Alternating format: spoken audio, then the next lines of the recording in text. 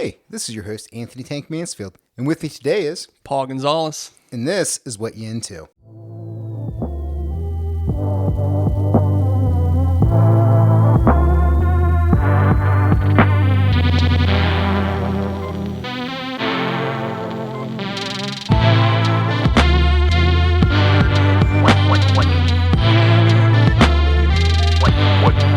What you into?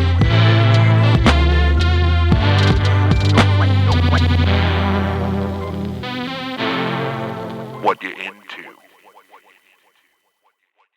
All right, we're back in the basement. Pow is here. Yes, Paul sir. Gonzalez, what's up, dude? How you doing, man? Doing well, man. Thanks for having me back again. I feel like I was just here not that long ago, but I'm glad to be here again. Yeah, what was the last one? The John Carpenter? Yeah, it was the one? Carpenter one. Carpenter. Yeah, with Zach and Jamie. Yeah. Oh yeah, dude. Well, yeah, and there was a thought where, like, at one point I was gonna have you on to talk about another series of movies that I don't want to spoil, but I like drunkenly hit you up like twice about, and you're like, dude, check your messages. Like, you've asked me this multiple times. I'm like, I know, but you're like the movie guy on the show, And I've both responded yes. and I'm like, okay, let's do this instead. And then I felt bad because I'm like, well, I'm a drunken fool because I keep hitting my buddy up about this A thing. lovable fool. I'm like, what if we did I'm like, we've only ever done one music episode of What You Into before. Well, we've done like touring bands and stuff, and like the recent Parent episode with Heather Sapanis and Luke Effler, but we've only done one episode about a band in particular. So that episode was Welcome to the Wooniverse. That's episode 130 with Bryce O'Quay, aka BMAD 100s, and Justin 3000 Stewart. I love Wu-Tang Clan, but I also love Mastodon. You love Mastodon. It's one of the things that you and I have bonded over when we first met, is our love for this big, goofy fucking metal band. And I was like, dude, do you want to come on and talk about Mastodon? I'm like, do you think we can talk an hour? And you were like, I think we can talk an hour. Absolutely. Oh yeah, I can spend a lot of time on them. So we 100% booked it, and now we're here. So listener, we're gonna get this out of the way at the top. You know where to find me at Neil1 on Instagram is the place to be. That's where you'll be able to find my link tree. Anything I'm doing, you can find there. Also, recently coming back, 6 Bomb Boards. We're doing live art again. The second Tuesday of every month, we're gonna be doing a bring your own vinyl night and draw with us at Listerman. Oh, that's fucking cool. Yeah, it's gonna be great, man. So the first one up here in March, it'll be done by the time you hear this episode. That's going to be all electronica and electronic music. But join us in April for the second Tuesday in April, which will be the 9th. And on that night, we're going to be doing a Jazz Cabbage. Everything we're playing is going to be in the key of THC. So a lot of stoner metal, a lot of hip hop, maybe a little lovely. reggae sprinkled in there. But it's going to get pretty danky. So if you want to come hang out, come check it out. Sticky April 9th. and danky. It's going to be so sticky, so danky, like the floors of a UC bar. Come on out. You're going to find Paul at. You can find him at beard_of_. Pow, PAWL, and of course on Facebook, where you can find his rantings, ravings, and movie reviews. Facebook.com/Paul.Gonzalez.946. Speaking of movies, man, you see anything cool lately? What's going on? Yeah, there's recently I've been just watching a lot of trash horror movies, but there has been one movie I have seen recently that I thought was incredible, and that is The Holdovers. Oh, I like that. Yeah, did you watch it too? Yeah, it was great. Oh man, Paul Giamatti, I love that man. I'm glad to see him come back. I think he got an Oscar nomination. Yeah, and it did. It definitely got nominated for Best Picture. And hopefully it wins something. Maybe, I don't know. Those things always tend to be a crapshoot. And there's always times where like things win. I'm just like, really? But that's just me being a prick. But that movie's incredible. For a brief description for those who've never seen it, it's about it's a private high school, I believe, and Paul Giamatti is a curmudgeonly old man who's a teacher there, teaches, I think, history specifically. And the holdovers are these kids who don't get to go home on Christmas break, and so one teacher has to stay behind with them at school, and that person is Paul Giamatti. And it's a great little like drama, kind of like both this kid and Paul Giamatti just fucking butt heads and hate each other at the beginning, but they learn to love each other. And like Paul Giamatti kind of becomes like a fatherly figure to this kid. Great movie. there's a lot of spots where I cried at. It's fucking heavy at times too, but it's worth your time. It's on Peacock, I think, actually, if it's streaming still. I don't know, but also watch that in Oppenheimer, obviously. Yeah, I saw both those. I talked a little bit about Oppenheimer on one of the previous episodes. Wasn't a huge fan of it. It was okay. Really? Okay. Yeah, I was not super into it, but I really did like the holdovers. I thought that was a great movie. I really enjoyed the use of humor in it. Also, I like the fact that like when they shoot it, it's totally cool that Paul Giamatti is basically like a open drunk. And like nobody really seems to have a problem with it. Yeah, he's just secretly, not even secretly, just pouring in just whiskey shots. I think even one of the kids like comment on it, and he's like, "I can smell the booze on him from here." He's like, he's been drinking since 9 a.m. Yeah, and it's hilarious because like he's like genuinely drinking. Where like is he pouring booze into a coffee cup? Yes, but at the same time, he's also like reading history the whole time, and right? It's like smoking a pipe, so it's very scholarly. Oh, right. Yeah, always just packing that pipe. Yeah, because it's set in the 70s, I think. Yeah, because there's another person that stays with him is the cafeteria lady, the cook, and her son died in Vietnam. So yeah, it takes place in the 70s. Yeah, so it also looks like it's kind of like, it's definitely grainier, like it's shot on like actual film. Yes. So it's not digital, so it kind of looks like, kind of gives you that feel that it is like, wow, this feels like the 70s is what I'm watching right now. Very much so. Yeah, there's a scene later in the movie where they get off campus and when they go into Boston? Yeah. Yeah. And it's like, oh shit, this really does look like an old timey movie. You're right. The way this is shot, and exactly you're talking about like the film grain, and it's not crystal clear, and it's kind of hard to make out some shit. And it's like, oh, this is actually refreshing to see this. It's something so different than what I'm used to. Oh yeah, no, yeah, but yeah, most recently that's the one that I'm just like, this is a winner. I was really happy with it at the end of the movie. Nice. Most recent thing for me, I finally finished watching Bone Tomahawk. So I had seen like the first hour when it was on Prime, and then it went away for free, so I got to finish it, and then I found it on Tubi, so I went back through and we watched it. Man, like I said, the first hour of that movie really slow, but the back half of that movie, holy shit! Buckle up, buddy. Yeah. Like, they only talk about cannibals in the first half, and the second half is like the cannibals are here. Yes. Yeah, and they are, and they really do like a thing of like hyping these dudes up, and you're like, they're making it too much, and then they actually, you're like, they did not hype these dudes up enough. These guys are just evil incarnate. Oh my god, yeah. When they finally get to the cave, like that one dude who's like the suave kind of gunslinger guy just instantly just gets got by these cannibals. Yeah. And he dies horribly. Yeah. A horrific, like one of the most brutal deaths I've seen in a while. And also, this is that kind of thing where I felt like the guy who made the movie, I forget his name, it's like S something. Oh, S. Craig Zoller. Yeah. He's done some other movies that I think are very good. I hate it. I could not finish Attack on Cell Block 99, or what is it? Brawl on Cell Block 99? Yeah, Brawl on Cell Block 99. You don't like that movie? No, I did not like that movie. Man, I love that movie. That movie is, if you want to see Vince Vaughn be an absolutely scary motherfucker, because you forget how tall Vince Vaughn is big. And like you see him in that movie, you're watching this dude literally just crack skulls against pavement. You're like, holy shit. And then, I mean, it's a questionable movie. Vince Vaughn's like, all right. Yeah, all I can remember from that movie is in the beginning, Vince Vaughn gets mad and he comes home and he goes Street Fighter 2 bonus stage on a car. Oh, smashes it. He got fired from his job. That's why he was mad. Yeah. So also his wife was cheating on him. So he just like rips his wife's car apart with his bare hands. He's like punching the engine and shit. I'm like, in what world is this actually happening? Like, who the fuck is Craig Zoller world? who is going up and punching a 4-cylinder on a? You're just like smashing on a fucking Civic. You're like, wow. Yeah.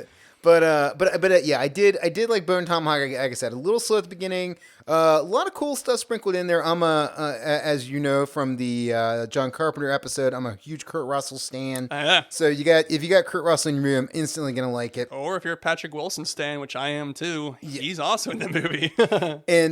and we were, as you were talking about the dad from Step Brothers. Yep, Richard Jenkins. Yeah, he's in the movie for some reason. I think he's one of the few people that lives actually.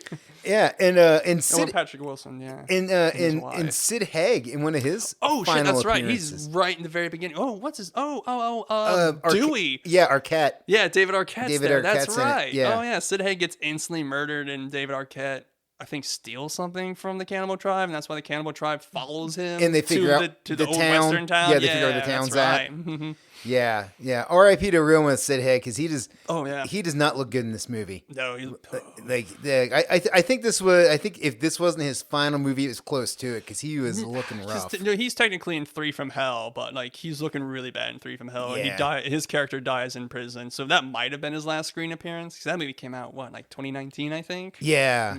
Or yeah, maybe even later than that. I don't know. And then they replaced him with Richard Brake, which was okay. Yeah. You can argue upgrade or not upgrade, or just about even, because I think Richard Brake is also a great character actor. So either way, I wasn't mad. I was like, oh, cool, I got Richard Brake now. Cool. Richard Brake was the only thing I enjoyed in 31. Oh yeah, that movie's trash. Yeah, It is the most like Rob Zombie movie of all time. It's the hellbilly of hellbillies. Yeah, it's just like, what can we do to make this offensive, and how can I show you my 50-year-old wife? Nazi midget. Yeah, fuck it. Yeah, Nazi little person. My bad. Yeah, but it's still offensive either way. It's a Rob Zombie movie. It does whatever. Of course they said that, and of course Sherry Moon Zombie's a star in it. Yeah, of course. Is Ken Foray in that movie too? I forget if Ken's in it or not. He pops in a couple of his movies. He pops in sometimes, which I do appreciate Rob Zombie giving Ken Foray a paycheck. Oh, absolutely. Making sure that I'm never not going to be mad. No. Even if it's a Rob Zombie movie, it's like, at least Ken Foray is getting a paycheck.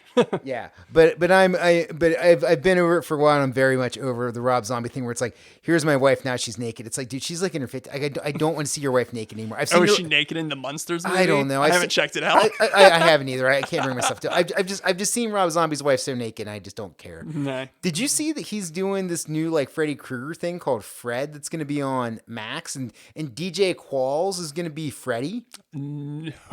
I just saw this yesterday. What in the goddamn? Yeah. No, what the fuck? Yes. You fucking Rob Zombie made Halloween and fucking other god awful movie. Here's the keys to the Friday the 13th, not Friday the 13th. Sorry, Nightmare on Elm Street franchise. Here you go, run with it. I mean, you're basically Wes Craven in a cowboy hat. Here you go, have at her.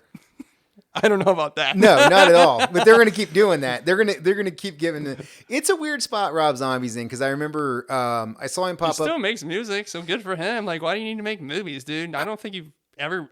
Honestly, I don't think he's ever really been good at making movies. Like, no. Other than The Lords of Salem, that's the only Rob Zombie movie I'm just like, this is good. But that's the only one I haven't seen. I need to see it. Everything else you can throw in the trash and I'd be okay. I like the second From Hell movie, the Devil's Rejects. Gotcha. Yeah, the House of a Thousand Corpses. Yeah. Even House of a Thousand Corpses, I was still like, The fun part about that movie is going back and seeing all the people in it now that you recognize. Oh, yeah. Because Dwight Schrute's there. Yeah, Dwight's in fucking it. Funny.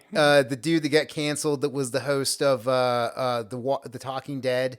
No, I have no idea what you're talking about. Oh, whatever that guy's name was. You got me, dude. I never watched a single episode of Talking Dead. Now I plan on keeping it that way. He's the guy that's like Dwight Schrute's buddy. Walton Goggins is in that movie as a cop.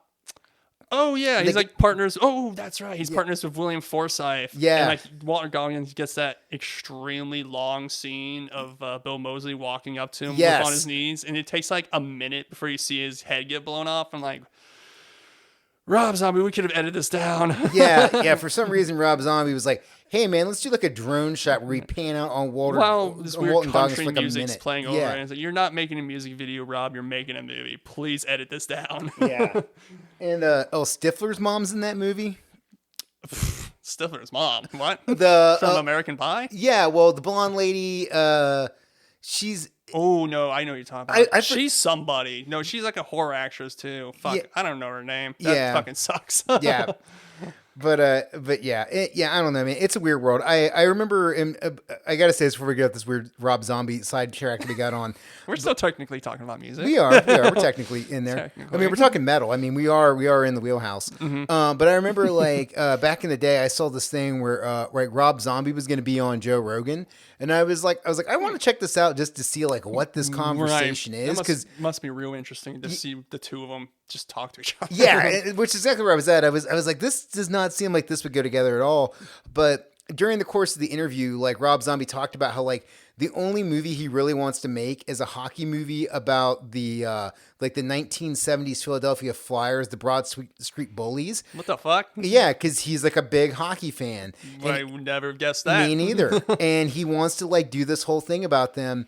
And the studio that he works for is like, yeah, no, we're not going to give you money to do that. But if you want to do more horror stuff, we will do that. Fuck you. Here's monsters. Yeah, pretty much. So it's like a weird thing that he's stuck in, where it's like he wants to grow and be a director that's not just making gory horror films. You know what? Good move, movie studio. Because I don't know if I want to see. I don't know. Maybe it could grow. He's never shown any kind of progress to me, and I'm sure Zach's listening to this right now, being mad that I'm talking shit about his Rob Zombie Halloween movies. I'm sorry, buddy. I don't like those movies, and there's nothing you can change my mind about them. Yeah, no, I think the problem with Rob Zombie is it is very much like he has this cliche It's shit. hillbilly. That's my biggest problem with it. It just has to be, there has to be some element of hillbilly in it. And I'm like, do we need to have this in this goddamn movie? And that's why I like Lords of Salem. Very little to no hillbilly. It's all like witches and shit. And it's pretty fucking good. I like that movie. Yeah, I would like to see him do some more of that and get outside that like weird like Rob Zombie world he's created, where it's like, okay, I get it, it's the same shit over and over and over again. Well, look, listener, you're not here to hear about Rob Zombie and what he may or might not be doing in the world Craig of music. Zoller movies. Yeah, you're not here to hear that. You're here to talk. You're here today to talk about Mastodon. Yeah. Dude. One of my favorite bands of all time. Top 5 for me. Easy. Yeah, Maybe easy. top 3. Yeah. For me, I kind of see them as like my modern version of Rush, where it's like they're very big, they're very proggy, they change over time. Like albums definitely have their own feel to them. There's enough there that I recognize what it is. I'm starting to connect those dots. Now you're talking about Rush. Okay. Yeah. Yes.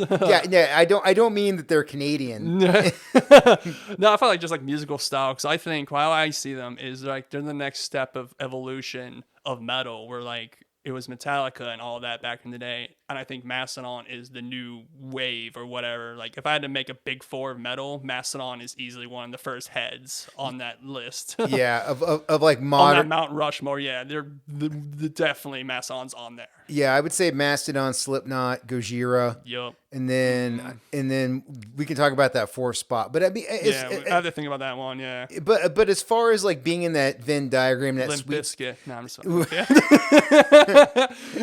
But as far as being in that sweet spot where it's like they're liked enough by like just mainstream people that are just usually listening to Radio rock, yeah. Yeah, regular butt rock radio. But then at the same time, they're appreciated by like critics and people that are a little more deeper into the metal scene. Oh, yeah. Like there's definitely a little something for everybody there. And yeah, I agree with you. I definitely think they are one of the bigger, better metal bands out there right now. Yeah. Oh yeah. Modern. Yeah. Especially from 2000s to now. I can't really like, other than the 2 other bands we listed, Gojira and Slipknot. I was like, I don't think there's any other band, maybe a Monomarth, I don't know, that I've listened to as much as I've listened to those 3 bands in the past 20 years of my life. Yeah, 100%. And I also think too, like, with the Mastodon thing, I just think that like they're continually growing, which I like. I think that's a part of them that I enjoy. Like they're not, because looking at the stats, like they've had 8 studio albums now, and yet I still feel like on every album I'm hearing new things. I'm seeing them explore new stuff. Right. There's similarities between all the albums, but they all have their very own distinct sound specifically for that album. Like Remission to Leviathan, when we get there, it's a very different change. The Remission's almost just straight fucking hardcore music and just heavy fucking riffs, go. Yeah. Where Leviathan, they get a little proggier, and they did like a 13-minute long song. They get really exploring. Then Blood Mountain really embraces the progginess and cuts back a little bit on the hardcoreness. We'll get there, but yeah, there's similarities. Tones are kind of the same, but each album, it feels as it's their own album. Like I can play you any album, and I don't even have to tell you it's the same band, other than you can probably figure out just from like the vocal style and be like, no, this could be 2 different bands almost. Yes. Like how much they do change while keeping some same tones and similarities. Yes, agreed. And And I agree with the fact that you're saying where like they do it a lot more in bands because like if you think of somebody like Slayer where it's like so much, it's all the fucking same to me. yeah. So much of everything they did was like it was thrash, and like the only stuff that like really sticks out as different is like Seasons in the Abyss because like they actually slow down. Yeah, that is like one of such the a albums I change. really do like from Slayer. Yeah. One of the few. I was never a Slayer fan, but Yeah. Season of the Abyss I do. I was like, all right, because like I said, all of it sounds the same to me, and I was like, Season of the Abyss. All right, cool. This is different while still being Slayer. Yeah, 100%. Yeah, I'm with you. Like, I definitely enjoy Slayer, and I do think there's a time and a place for Slayer, but at the same time, there was a lot of repetitive elements of Slayer where it's just kind of hard to be like, wait, is this off of Hell Waits or is this off of Rain and Blood? Like, I can't tell. Like, it's too much similar. Yeah. You can only do that so many times before I get bored. Yeah. There's so many like pig squeals and on everything. I'm just like, okay, man, cool, awesome, sweet. 30 years of this. Here we go. Sweet. 30 years of this. Like it's never ending. Yeah, man. Speaking of Mastodon, like having, like a big base of people for a metal band, they sold over 3 million albums worldwide, which doesn't sound like a lot, but at the same time, that's a lot, especially for like a band that is primarily metal. Like this isn't like something like Post Malone where it's he's selling like people like he's still going buying diamond. albums. Like I think that's another thing too with Yeah. the streaming thing and like obviously the LimeWire thing that happened in the early 2000s. Like, are people really still buying CDs? I mean, I know vinyls made a comeback, or LPs. What do you call them? Are they vinyls or LPs? either or records, whatever you want to call them. Records. Yeah, that made a comeback. But people are still buying CDs where like it really matters. I feel like they probably just make most of the money from streaming rights or whatever. I would think so. That and touring. Yeah. Yeah. And I will say that as far as streaming goes, they do have over 1 billion streams worldwide. Whew, yeah. So I feel like I helped with that number. yeah, they're doing okay there. Yeah. 5 Grammy nominations. Yeah, I was surprised to see that. I would like to know what they were nominated for. And surprised they never won anything. Because, like, I've seen Slipknot win Grammys, and that's fucking wild to me. And do you know what they were nominated for? Any chance? Just off the top of your head. I would assume maybe The Hunter, maybe a song from The Hunter. That's been, I'm doing a shot in the dark. I want to say Oblivion was nominated for, It's gotta best be. song, because, hey, that song fucking rips. But that probably, oh no, Collie Birchman. I think for sure. No, wait, or was that the MTV one? I can't remember.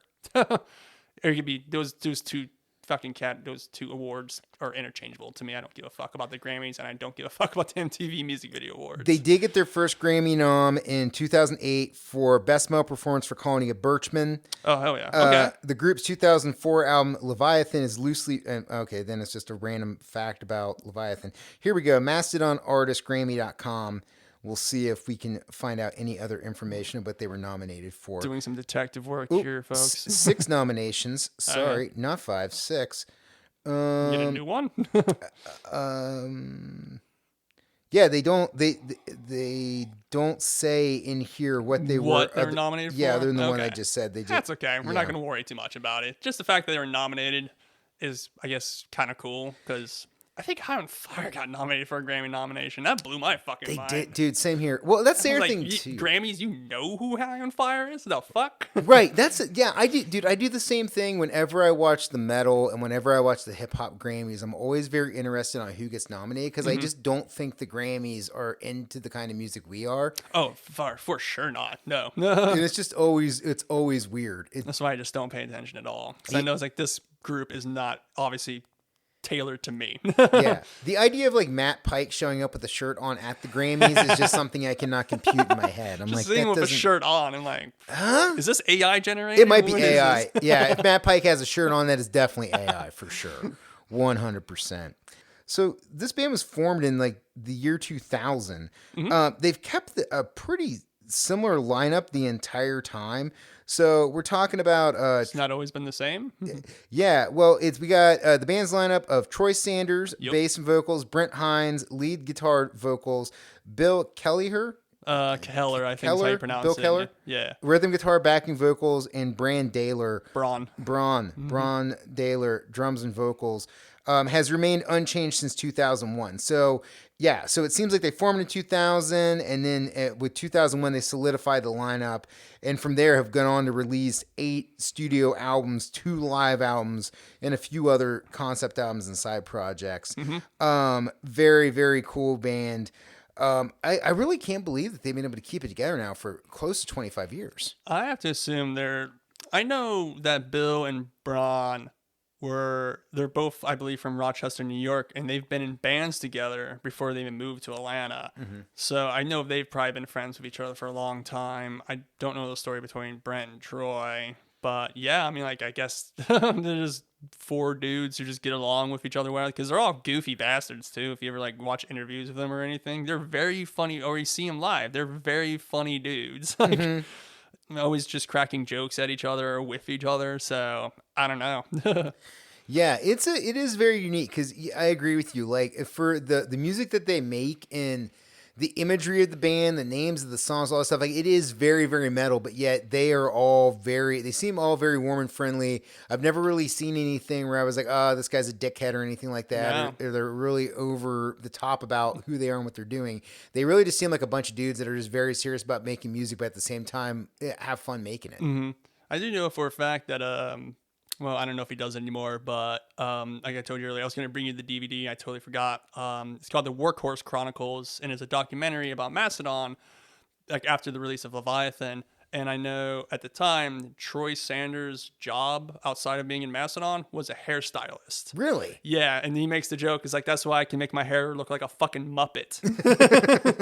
And like, I don't know if he still does anymore, but like at that time, that's what he did if he wasn't touring with Mastodon. That is crazy. I had no clue about Yeah, that. fucking hilarious listening to these dudes talk. I find it interesting that 3 of the 4 guys in the band are the lead vocalists of the band. Like, yeah, it's so rare to see that. It's like every once in a while you get a band where like maybe you'll get like 2 singers, like you got the guy who does the clean vocals and you got the guy that does the yells. But this, it's like sometimes they're yelling, sometimes they're singing, and it really does change up the sound of the songs depending on who's the lead on the track. right. And all 3 of them have very distinct, different vocalization styles. Yeah. For another thing I learned about Braun, he's the drummer and also lead vocalist. He didn't start singing till Crack the Sky, I think. And he used to be a choir boy, so that's why he has a really nice, clean singing voice. For how I describe Troy, he's kind of like howling, like how he does his vocal style. It's very just low, like I said, like almost like an eerie howl. And then Brent either just sounds like a fucking monster when he's doing hard vocals, or just like a twangy sage from from Atlanta, Georgia. Yeah, 100% agree with everything you're saying there, because like it really does give them a lot of range of what they can write in the way of songs because of the way all these guys sing differently. I think Braun a lot of times like reminds me of like young Ozzy Osbourne.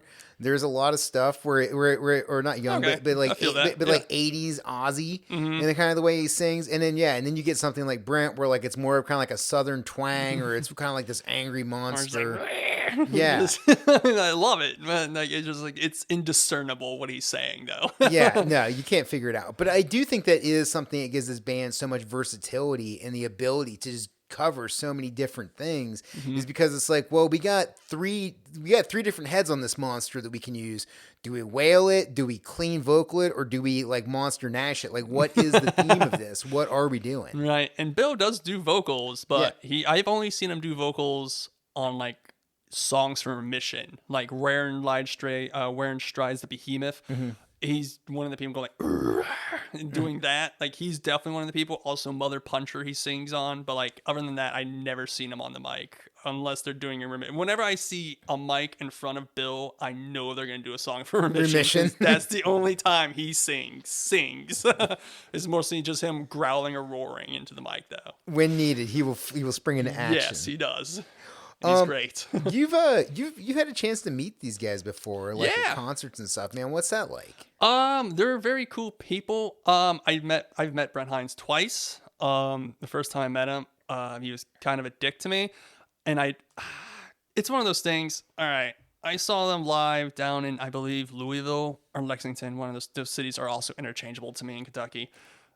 Just different highways, same goddamn city to me. Yeah, we got to start doing this in the Midwest, where like we name all our cities with like the same name. Because in Kentucky, you got Louisville, and then you got Lexington, and then here you got Cincinnati, Cleveland, and Columbus. Yeah. It's like, guys, they don't all have to start with the same letter. Like we can change it up a little bit. And like the thing is, like they're both the same distance too. It's just like one's a little west and one's a little more towards the center. I think Pittsburgh, my Philadelphia. geography. What the fuck, America? Knock this off.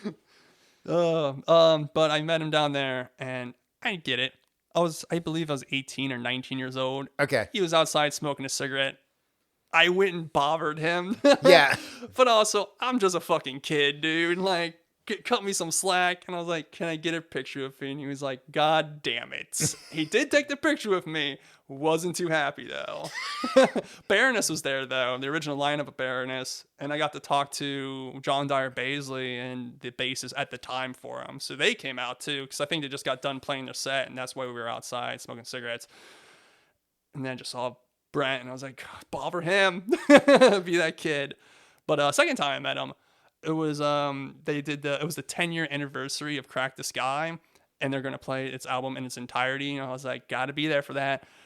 And I got backstage passes to meet them, and it was a very small group of us, so there wasn't that many. So there was a little intimacy between us and the band because there wasn't that many people there.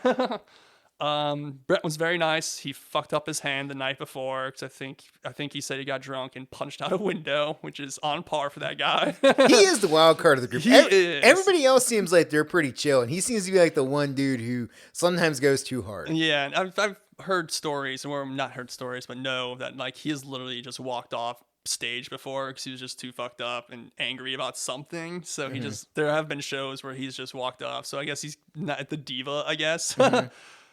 Troy's a goddamn sweetheart. Very nice. He might have also been super stoned when I met him, but super nice dude. Braun's fucking hilarious. Cracking jokes. He's like he's talking to somebody else. He's like, you just had your birthday? He's like, how many times do I got to pinch you? And he starts pinching him.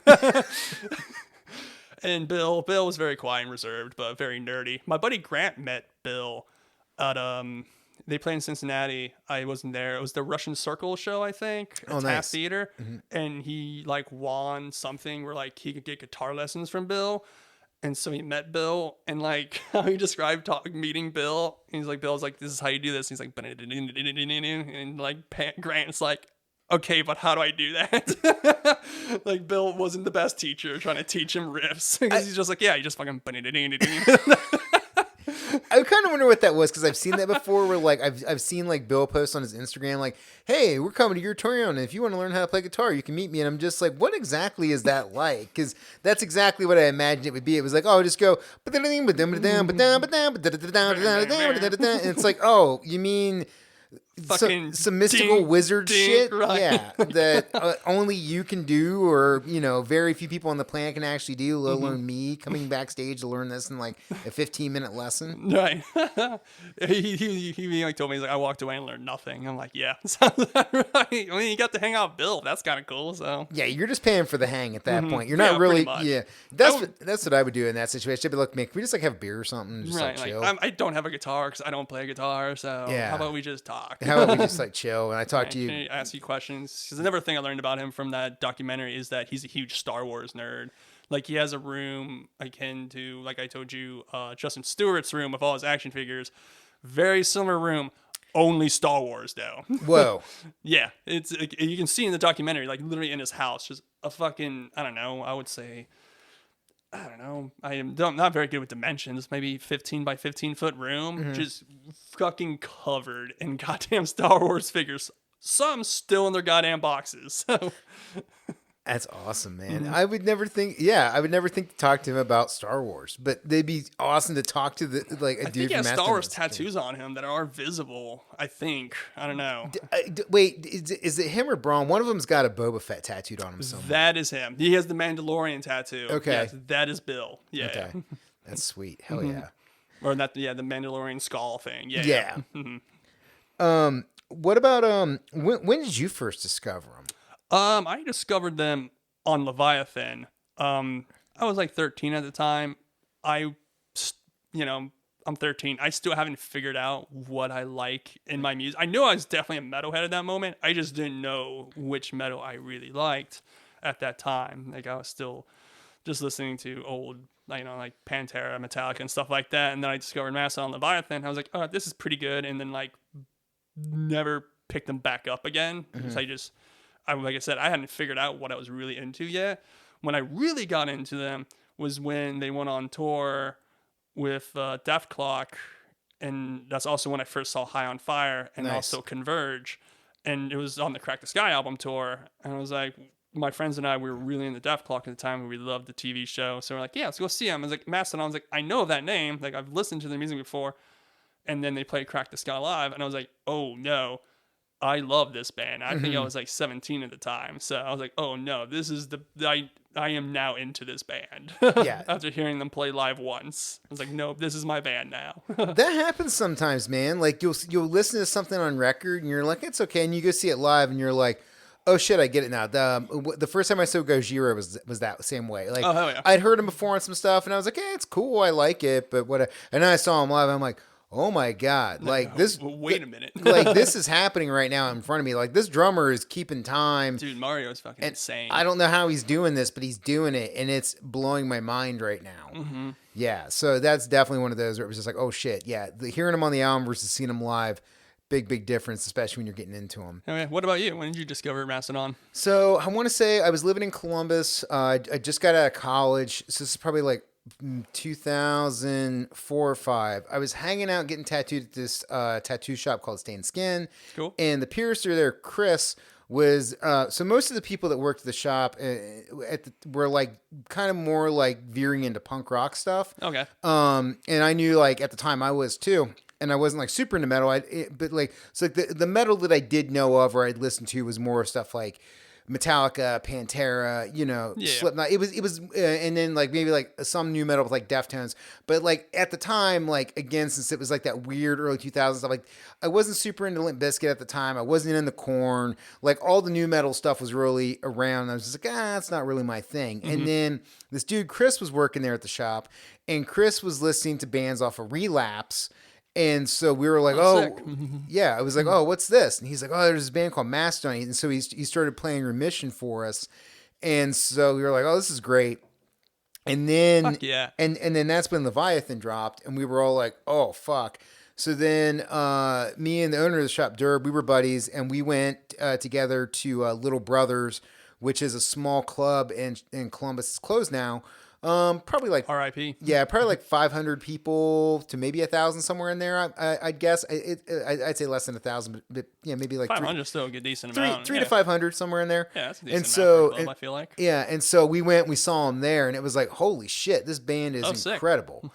Oh shit! You saw them on the Leviathan tour? Yeah. Oh, that's fucking tight. Yeah, I'm jealous of that. So because we just didn't really even know at the time, it was just like, it's this cool band. They got like they're on their sophomore album. We'll go check them out, and then we went and saw them. We're like, this is incredible. Fuck yeah! So that's awesome. So that's when I got into them, and I was like, okay, cool, yeah, this is cool. So and they were one of the bands that helped me transition out of listening to punk and into more metal, just because of like how cool and experimental they were, and like how, and especially on like something, we talked, well, we'll get into it here in a minute. Okay, well, before we start talking specifically about albums, I do want to get into this, but sure. Before we do that, I do want to talk about this, about how Mastodon approaches their albums. Okay. Which I think is really interesting, because I think with a lot of bands, when they approach making an album, it's just like, well, we got to have some singles and we'll put this together, and it's kind of what we're playing at the time. But like even from an early age, Mastodon's like, let's make this first album about fire and the second one about water. A concept, yes. Yeah. Most metal albums, at least from my experience, they just throw whatever, like this is a banger, boom. No connection whatsoever to any song connects to each other, nothing. Just whatever. Here's an album, buy it. Where Mastodon's like, let's kind of write a story with it. And like, yeah, they talk about the 4 elements. Supposedly, I don't think they've ever come out and said that. I don't know. Yeah, and I had the same thing in my notes too, because I was looking to see if they ever did. And it's weird because it's like, I've never been able to find a quote where they were like, we specifically made the first 4 albums fire, water, earth, and sky. But at the same time, it's like, even if you look at like their Wikipedia, like when they're talking about when they're talking about the third album for Blood Mountain, they're like, well, it's the story of Earth and like this guy scaling a mountain to get to the top. Yeah. And it's and it's just like, oh, this is obviously about this. And of course, like the water influence of the second album, Leviathan, like being based on like Moby Dick, or a lot of songs being based on Moby Dick, very obviously with titles like I Am Ahab. Yeah. It's like cool. Like, and that's one of the things I really appreciated about Mastodon, I still do to this day, is the fact that they do think in big concept stuff, and it seems very smart to me. Like, it's not dumb metal. It's like they might be kind of dudes that kind of joke around and stuff, but they definitely have like big ideas, and they want to process. And putting together these albums. It's like, no, this is a thing that's meant to go from front to back to front. It's it's one big thing. Right. And so when they stray from it, we'll talk about when they do stray from that. Those albums I tend to not like as much. Yeah. Because I like my big idea, big Mastodon albums. Yeah. I do know that I heard in an interview that Ron Daler got the idea to write Leviathan because he was on a plane and they were flying over the ocean. He kind of just looks down and he was like, kind of looks like shit. And he's like, let's write an album about the ocean, or water related, and that's hence the Moby Dick album. And like even like Aqua Dementia has like lyrics like she's dumped on you as an ashtray, clearly talking about the ocean. So that I know that's where they got that idea. Was it intentional? Because like Fire for Remission, I think, is a bit of a stretch. Yeah. Other than like the fire as in like anger and hate, because like I said, that album is just straight fucking hardcore. Yes. Sure. Does it have really anything to do with the actual element fire? Not really. Yeah.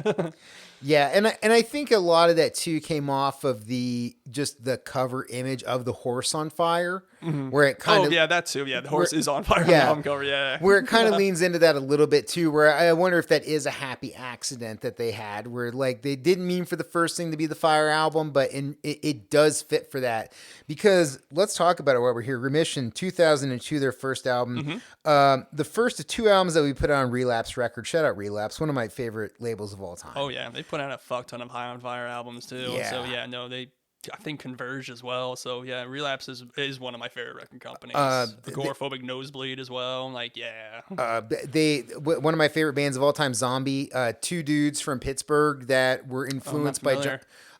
So Zombie is 2 guys from Pittsburgh that grew up on George A. Romero movies, and they also grew up on John Carpenter movies. And so they started doing like John Carpenter synthwave before Carpenter jumped back in and started doing it. Oh, okay. So it's just strictly just synthwave. Yeah. Oh, okay. So like very soundtracky synthwave. Just spelled like zombie, like how you would normally spell zombie. Yep, without the E. Oh, so okay, all right, yeah, gotcha. Yep, like the European, a zombie. The zombie. I say a zombie. The Fulci movie. Yes, Zombie. Very classy with the talk.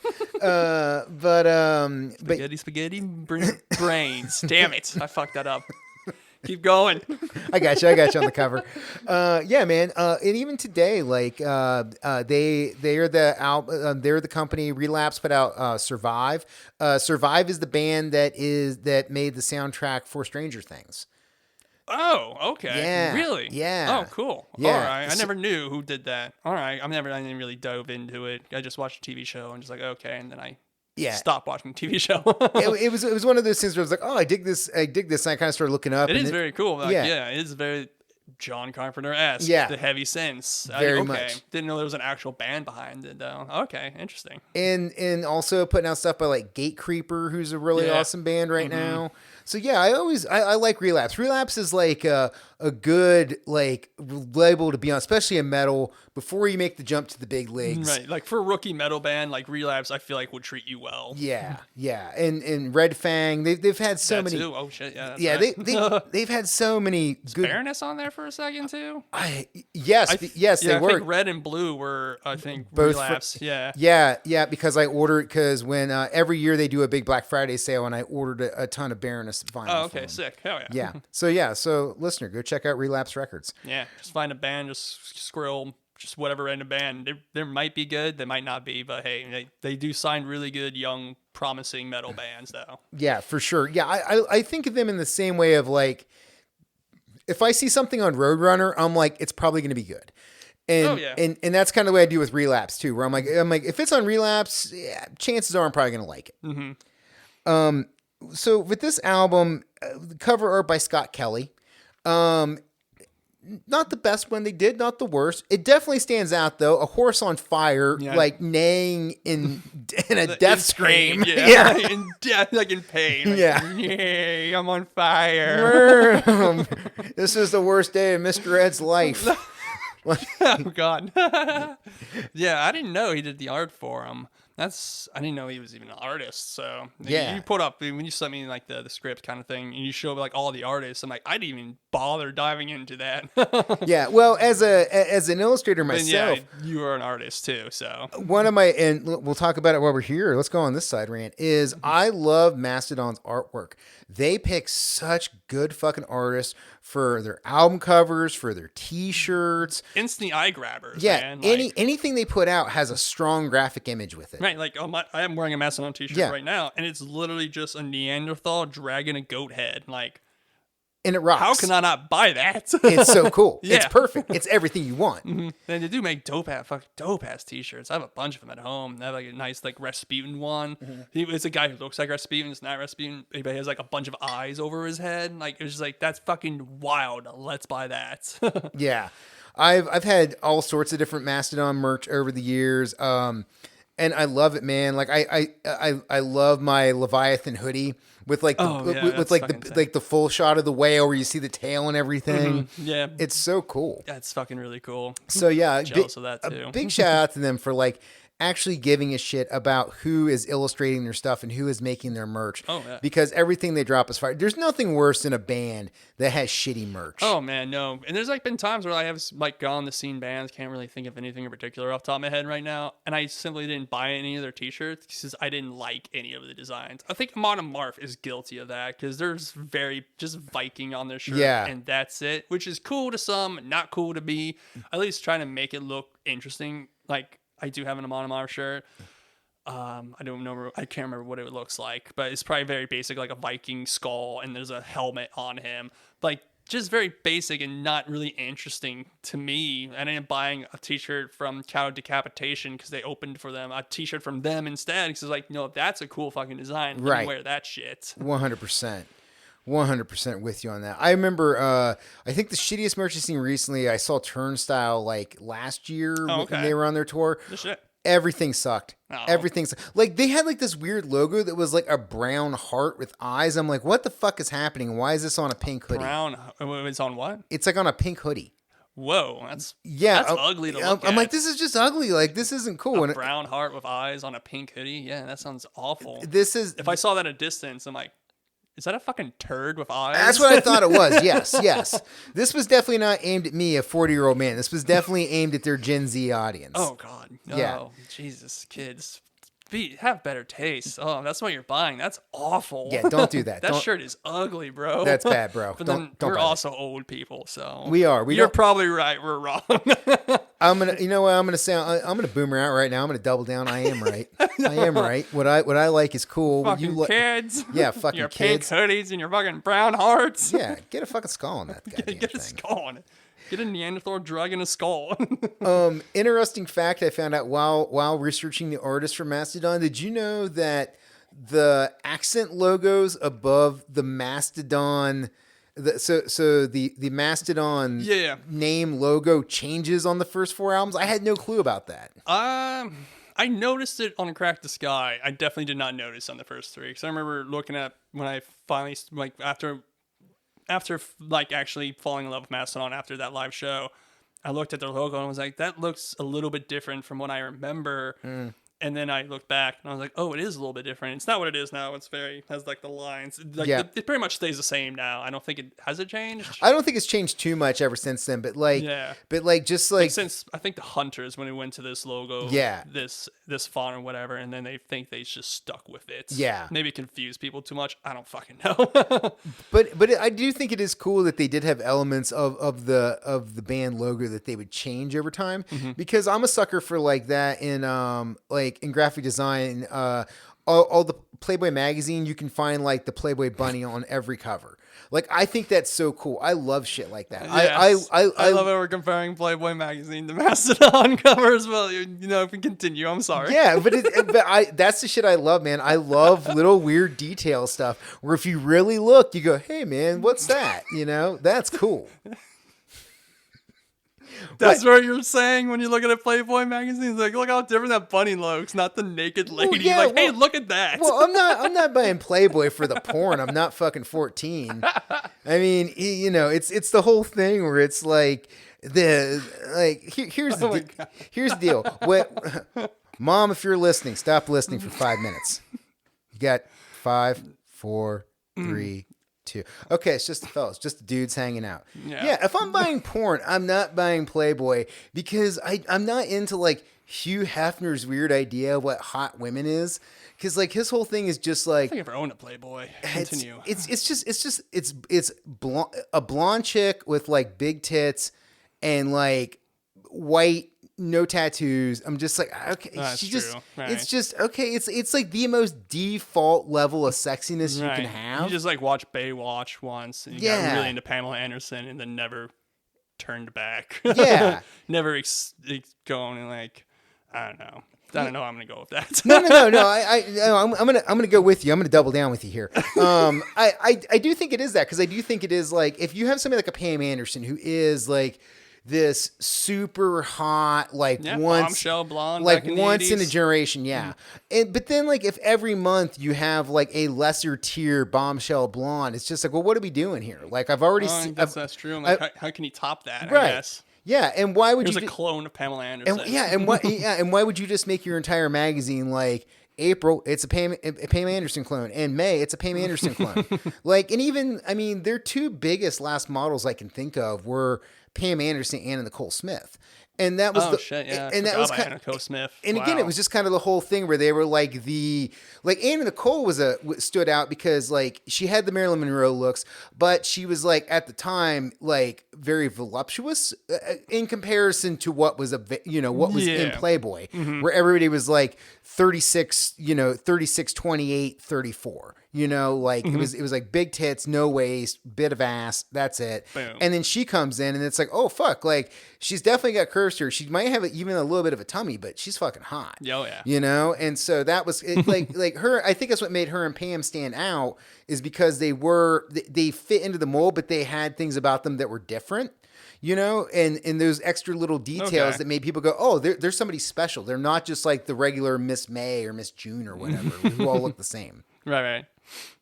Woo! Save that, listener. Didn't think I was going to be able to pull that one I up. didn't think we were going to go down to porn, but yeah, here we are. What is it porn? It's I don't know, man. It's like a we're gonna stay on porn for a second. It's like, do you still buy porn? Is that what you said earlier? No, I'm not. Oh, okay. I was like, there's websites, dang. Yeah, you I just can go to help them you, bro. Everybody's buying porn because now they have OnlyFans, which that's a whole other. Oh, thing. I guess that's true. I guess people are still technically. I guess people are still buying porn. Yeah. Not this guy. Not this fool. No, Yeah. like fucking. No, hub. Listener, a man of God over here would never sully my computer with Goddamn such Bible right next to my bed. Yes, make sure I'm like Mike Johnson. I have an accountability buddy with my son. Did you hear about this? No, what is this? Okay, do you know who Mike Johnson is? He's the guy who's the head of the House right now. After what's his name? The Republicans got rid of him, and then they replaced him. For some reason, I was thinking like reality TV. Yeah. I was like, well, what's the difference between reality TV and Congress? But continue. Same thing. Or the Senate. so this guy is like super Jesus-y, and him and his son have an app where they can see on each other's phones if they looked at porn, and it's like. Okay. It's like, that's not, guys, I don't know what you're doing, but that's weird and not good. Yeah. Like, it's. That's very questionable. That sounds Republican as fuck. Doesn't it? Yeah. Where you're narking on each other for looking at boobs. Oh man, that's bad. Yeah. Or you can just there's like Google hot images. They don't even go into porn websites to just type in. Maybe that. Boobs. Yeah. How they're like trying to work around it. Like a 12-year-old kid first is trying to find porn without actually going to porn website. They just go to Google boobs. Boobs. Big boobs. Yeah, trying to work around Bigger it. boobs.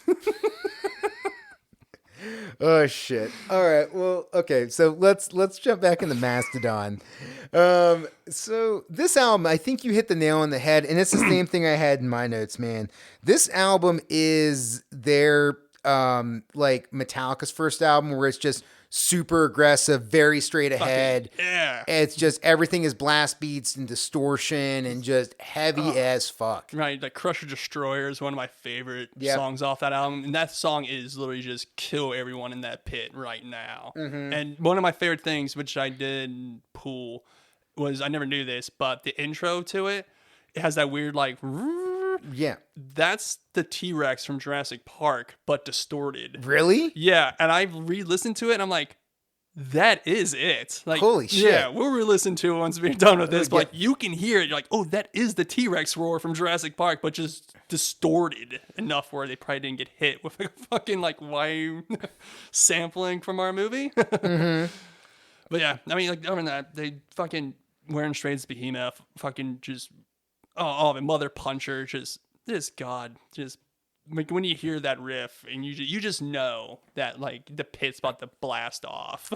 Yeah, and I think that's what this album does is it's kind of it's a mid-ground between, okay, here's the things we know we need to do to be like a young underground metal band. We got to be aggressive. It's got to be fast. We got to be coming out the gate hard on shit. But they also start to sprinkle in the stuff that would become later Mastodon, where it's like, we're going to do just like a bunch of fucking weird noodling. Yeah. Like there's going to be like just so much weird shit to open songs. We're like, ding, ding, ding, ding, ding, ding, ding, ding, ding, Like ding, ding, ding. the intro to fucking like wearing strides my goodness, wearing strides the Behemoth is just the and then it all just like Right. just kicks off really fucking. Even like March of the Fire Ants is like unique prog and just like Yeah. and just yeah, like you just said. Sorry. No, I totally agree with you. Like it is this thing where like it's hitting the notes it needs to hit at the time, where it's aggressive and fiery and it's heavy. It's fucking heavy. But at the same time, you see some stuff there where you're like, this band can be more than this. Like it's got something to move with here. Yeah, it's really cool to see their evolution over the next 4 albums and like truly see who they become. But yeah, like I said earlier, they're definitely kind of stay the same, but definitely evolve over time. Yeah.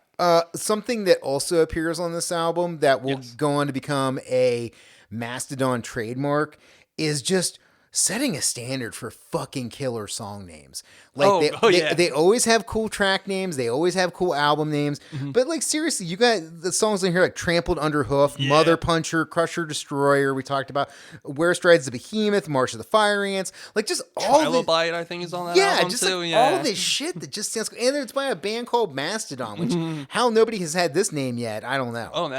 Yeah, I didn't really think about that. Yeah, like that's a badass prehistoric creature, right? It's a solid metal name. Yeah. Like immediately you think about like this big fur-covered heavy monstrosity with tusks that can like rip through shit and stomp on anything. Fucking things. Yeah. You're instantly like, hell yeah, dude.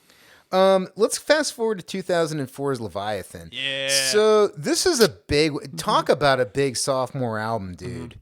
This thing broke out everywhere. Just to talk accolades real quick. 3 magazines awarded the album of the year in 2004, Revolver, Krang, and Terrorizer. Yep, as they should. In 2009 and 2015, Metal Sucks named Leviathan the best metal album of the 21st century.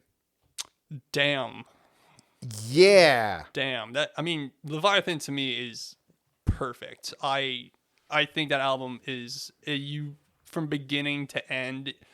Even like kind of like the slower parts, or like Sea Beast, it kind of slows down a little bit, or like Naked Burn, it slows down a little bit. It's still just fucking perfect, and each song kind of I think it's when they started like actually leading into each song to the next one, because like at some of the end of the songs you hear like waves crashing, and before you know it, the next song is starting while the waves are still crashing. You're like, hell yeah, dude, I love this.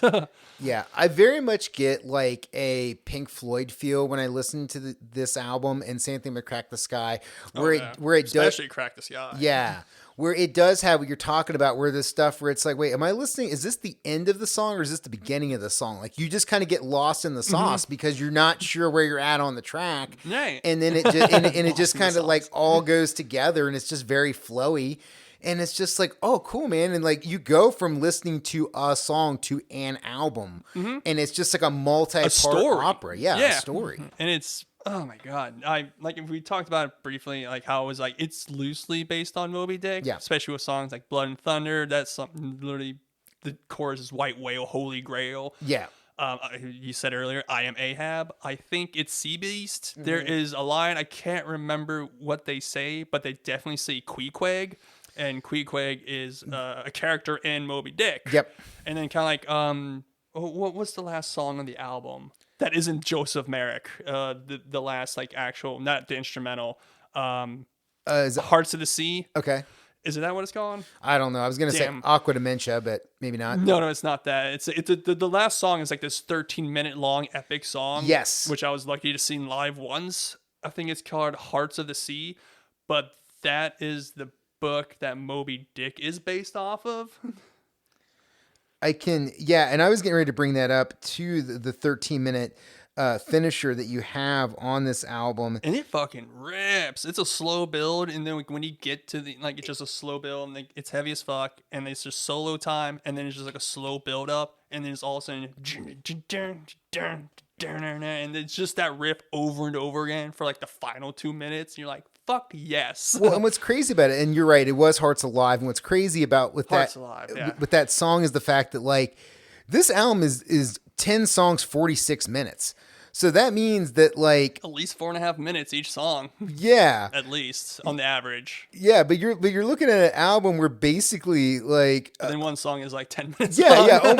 Almost like a third of the album is this one song. And that's what I appreciate about this album is it takes the cool stuff of what they were doing on the first album and then kicked it up and started to play with it. And it's like, hey man, let's get a little artsy here. Let's, we can do the heavy. We're gonna do the heavy again, but let's kind of play. Keep the heavy. Let's kind of play with some other things here and see what we got going on.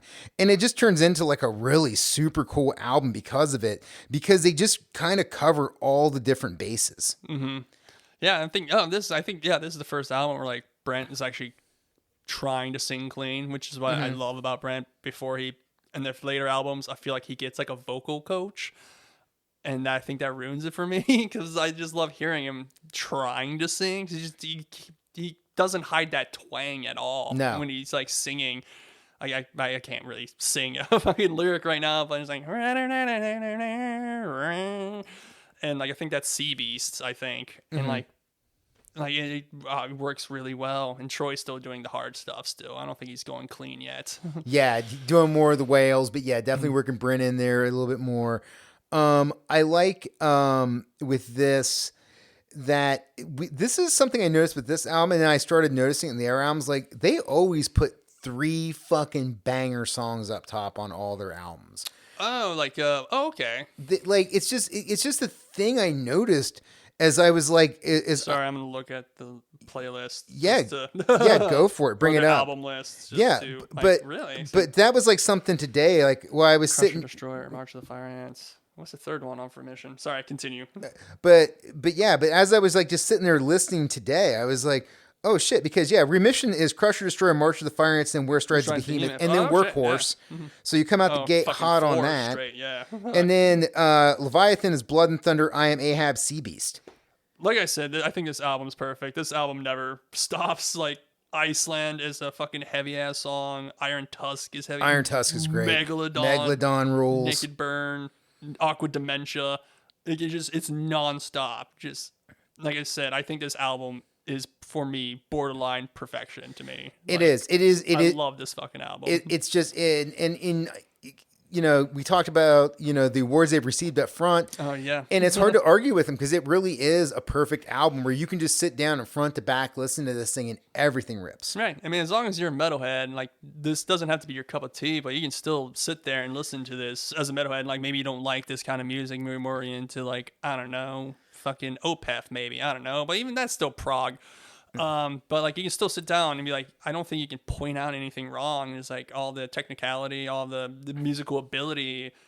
Braun is always going hard as fuck on the drums in this Always. album, never slowing down, and just like like I said, it tells a story, and each song blends into the next one, and it's perfect. That's another part of where I compare Mastodon to Rush is That too, yep, the same way I think of like Neil Peart, I think of Braun, where it's like the first thing I noticed about every Mastodon song is what's going on with the drums. It's just he sets It's insane, man. He sets the soundstage for everything, and he's nuts, and he's always on time, and everything is just he's doing all this super complex shit, and but the house of cards never falls. Like he keeps it up the entire song. Not even that, but if you've looked at his drum kit is small. Yeah, it's not big. Comparatively, especially comparatively to Neil Peart, but like comparatively to like let's say Danny Carey from Tool. Yeah.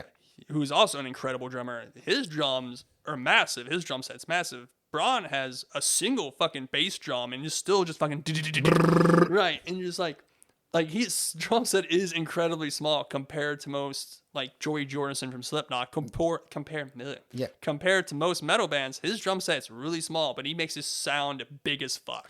Yeah, which is interesting, which I would love to ask him like why he's went in that direction. Because it's not like a thing where like he's in a band where it's like, ah, man, we really can't afford to get a second bass drum. You know, like maybe he's just more comfortable that way. I don't know, because he's a small guy too. Like he's a very small guy. I'm like, when I met him, like I towered over him. Really? Like, I was like a good probably 6 to 8 inches taller than him. Like he's not that big of a guy. Okay, yeah, I just always wonder because of like everything you're mentioning right now is exactly right. Of like, you know, you do think of like Joey Jordison from Slipknot, or that dude's also very small, but he's got a massive drum set. yeah, and just like, you know, there is that thing in metal where it's like, how many drums can we get? How much percussion can we make? How many noises can we make? And yeah, Braun does not really have a big kit. It's a very like working kit. Everything he has, he's using, but he's using everything to its full potential. Mm-hmm. And maybe you're true. I mean, maybe you're right at the very beginning, like you talk about money and stuff like that. Maybe he just couldn't afford a bigger drum kit, and maybe he's just become so comfortable with it, and that he could probably afford more. He's just like, I'm good. Like I've been doing this since album 1, and like since EP 1, since we didn't really talk about, but the first EP was called Call of the Mastodon. Yep. Just straight fucking hardcore, like even more so than fucking Remission. Like Remission has a little progginess to it. Call of the Mastodon is just straight fucking mosh stuff. Yeah. Which is good. But like he's been doing that since then. And he's like, why do I need more? I got what I need right here. Hey, I forgot to hit it at the top before we close Leviathan out. Cover art by Paul Romano, who Paul Romano is the artist who went on to do this album and then the next two. So, Blood Mountain and Crack the Sky? Yep, Really? Okay, cool. Yeah. So they had the same artist on those. So it's that thing where like it's kind of close to what Scott Kelly made with the first one. But you can tell it's a little different. But again, this is a little bit more complex. Yes. Yeah. And this is a great example of an album cover that goes with the music, and instantly you see in a story you want to pick that album up, you want to check it out. Oh yeah, because that album cover rips. Yeah, it's just Moby Dick crashing into a ship, and it's beautifully drawn, and like how can you not look at that and be like, that's going to be heavy as fuck. Yeah, and then you get to like actually open up the interior of the vinyl and see like the full on image of the Moby Dick, because that's the other crazy thing is like the cover is the tail and everything. Yeah. The cover is just what you see breaking through the water, and then in the full image you can see how large this beast actually is. You can see its tail going down into the dark depths of the ocean, and it's just fucking metal as hell. No, it looks dope as shit. Love it. All right, anything else before we close out Leviathan? No, I think that's it. Yeah, on Leviathan. Other than most people get confused about on Blood and Thunder, most people think it's Scott Kelly doing those vocals, but I just want to give a shout out. It's Neil Fallon from Clutch, and Clutch fucking rules. Holy shit. Most people get that wrong. Because people was like, yeah, when Scott Kelly did that, I was like, that's not Scott, that's Neil Fallon from Clutch. That's a great lead into this next album, 2006 Blood Mountain, because which has Scott Kelly all over that goddamn thing. Yeah. So this album includes guest appearances by Scott Kelly of Neurosis on Crystal Skull, Josh Homme of Queens of the Stone Ages on Calling It Birchman, keyboard player Isaiah Ike Owens of the Mars Volta, and singer Cedric Bixler Zavala of At the Drive-In and the Mars Volta on Pedicellus Skin, and Siberian Divide. Yeah, I did not know that. Yeah, I Yeah. didn't know that they actually had like people from the Mos Volta on the album. That I didn't. I knew about Josh Homme and Scott Kelly, but that is interesting to me. Yeah, because Same. Pendulous Skin is a. Is that, yeah, that's the weird song at the very end, isn't it? Oh man, I know. Well, yeah. For this album, for me, I guess we just start. This album for me is it starts off really strong and it kind of loses me at the end. Like, I still really like this album, but I start to get lost, like at Siberian Divide or Hunters in the Sky. I'm just like, can we go back to Circle Side Squash again, or Colony Birchman? You were 100% correct about Pedicellus Skin being the final song It on is, the album. yeah, 'cause Good that's job a on you. weird one. And it is like, it's just like heavy guitar effects and just Brent singing cleanly, but like his distorting, he's like, like it's like nonsense. I'm like, I don't know what the hell is going on, but Yeah, it's a way to end an album, I guess. Yeah, I think this is a few different things happening right here. So this is this album is a definite contender for the Ian Robinson 3-album theory. Where Oh yeah, you told me about this. Yeah. And this is a perfect example. First album, Remission, hey, really good. There's a lot of good stuff here. Second album, they took what they did on the first album, made it better. Leviathan, it goes on to get all sorts of accolades and critical acclaim and new fans. And then we get to the third album. Now the question is, can they redo it again, or are they going to get pigeonholed into where like they just always like, do they always sound like they did on Leviathan, or do they only sound like Remission going forward? And they showed that they do have the chops to do other stuff, but then with that, there's a lot of times in this album where they get real fucking weird, and it's just like, what I guess it kind of loses me. Yeah. Yeah, and I'm just like, what the fuck are you guys doing? Like, what is this? Because it is. You follow Crystal Skull with this? yes, 100%. Like, and again, like the Wolf is Loose and Crystal Skull kick this thing bangers. off. Yeah, typical Mastodon fashion. Let's come out the gate. Let's be fast. Let's be proggy. Let's get this going. And then I love Sleeping Giant. I love the intro of Sleeping Giant, which has like a really weird like, yeah, and it just. Yeah, it sonically sounds like what fog looks like when it rolls across the ground. Yeah, that's a good way to describe it. Like, Yeah, absolutely. It's very slow and ominous, but it's very eerie, but it's very filling and large. Yeah. So it's an interesting like that I like. But then we get to like Blade Catcher. And fuck, that song is nuts. I saw that live once too. That was weird. Yeah, and it's just nonsense. What's happening? And that's the thing I don't get with Blade Catchers, because like the thing about Mastodon, which I think is a secret for a lot of metal.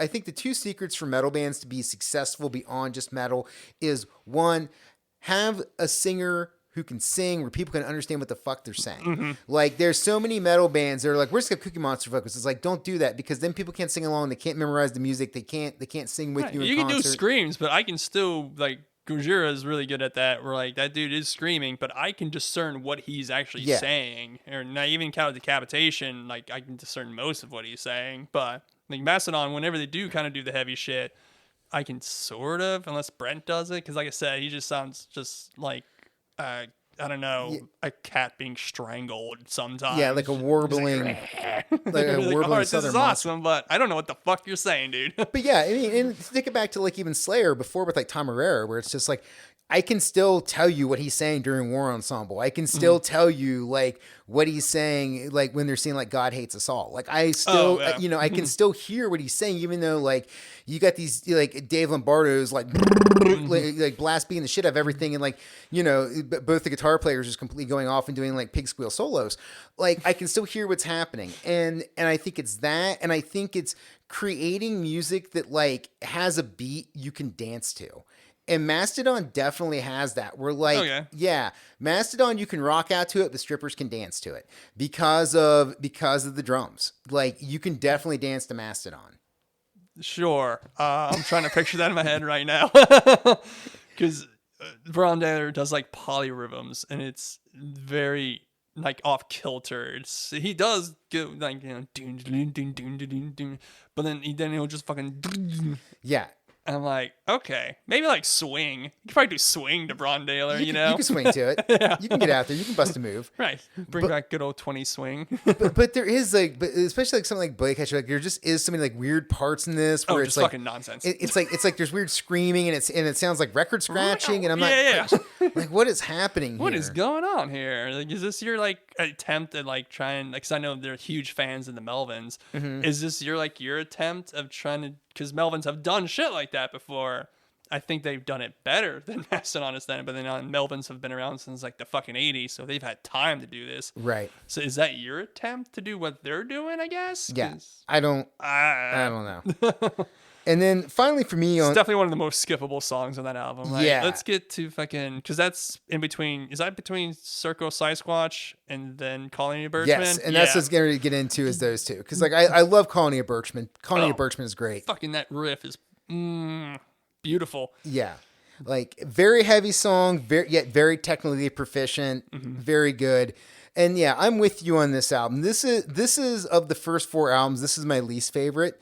Oh, yeah. And I just feel like Me too. Yeah. and I just kind of feel like they're still telling a story, but there's a lot of stuff that gets very disjointed just because of like how weird and different everything has to be. And again, I think a part of that is they didn't want to make a sequel to Leviathan. They didn't want to get pigeonholed. Is this the only thing we can do? So they really wanted to flex, hey, we can do all these other things.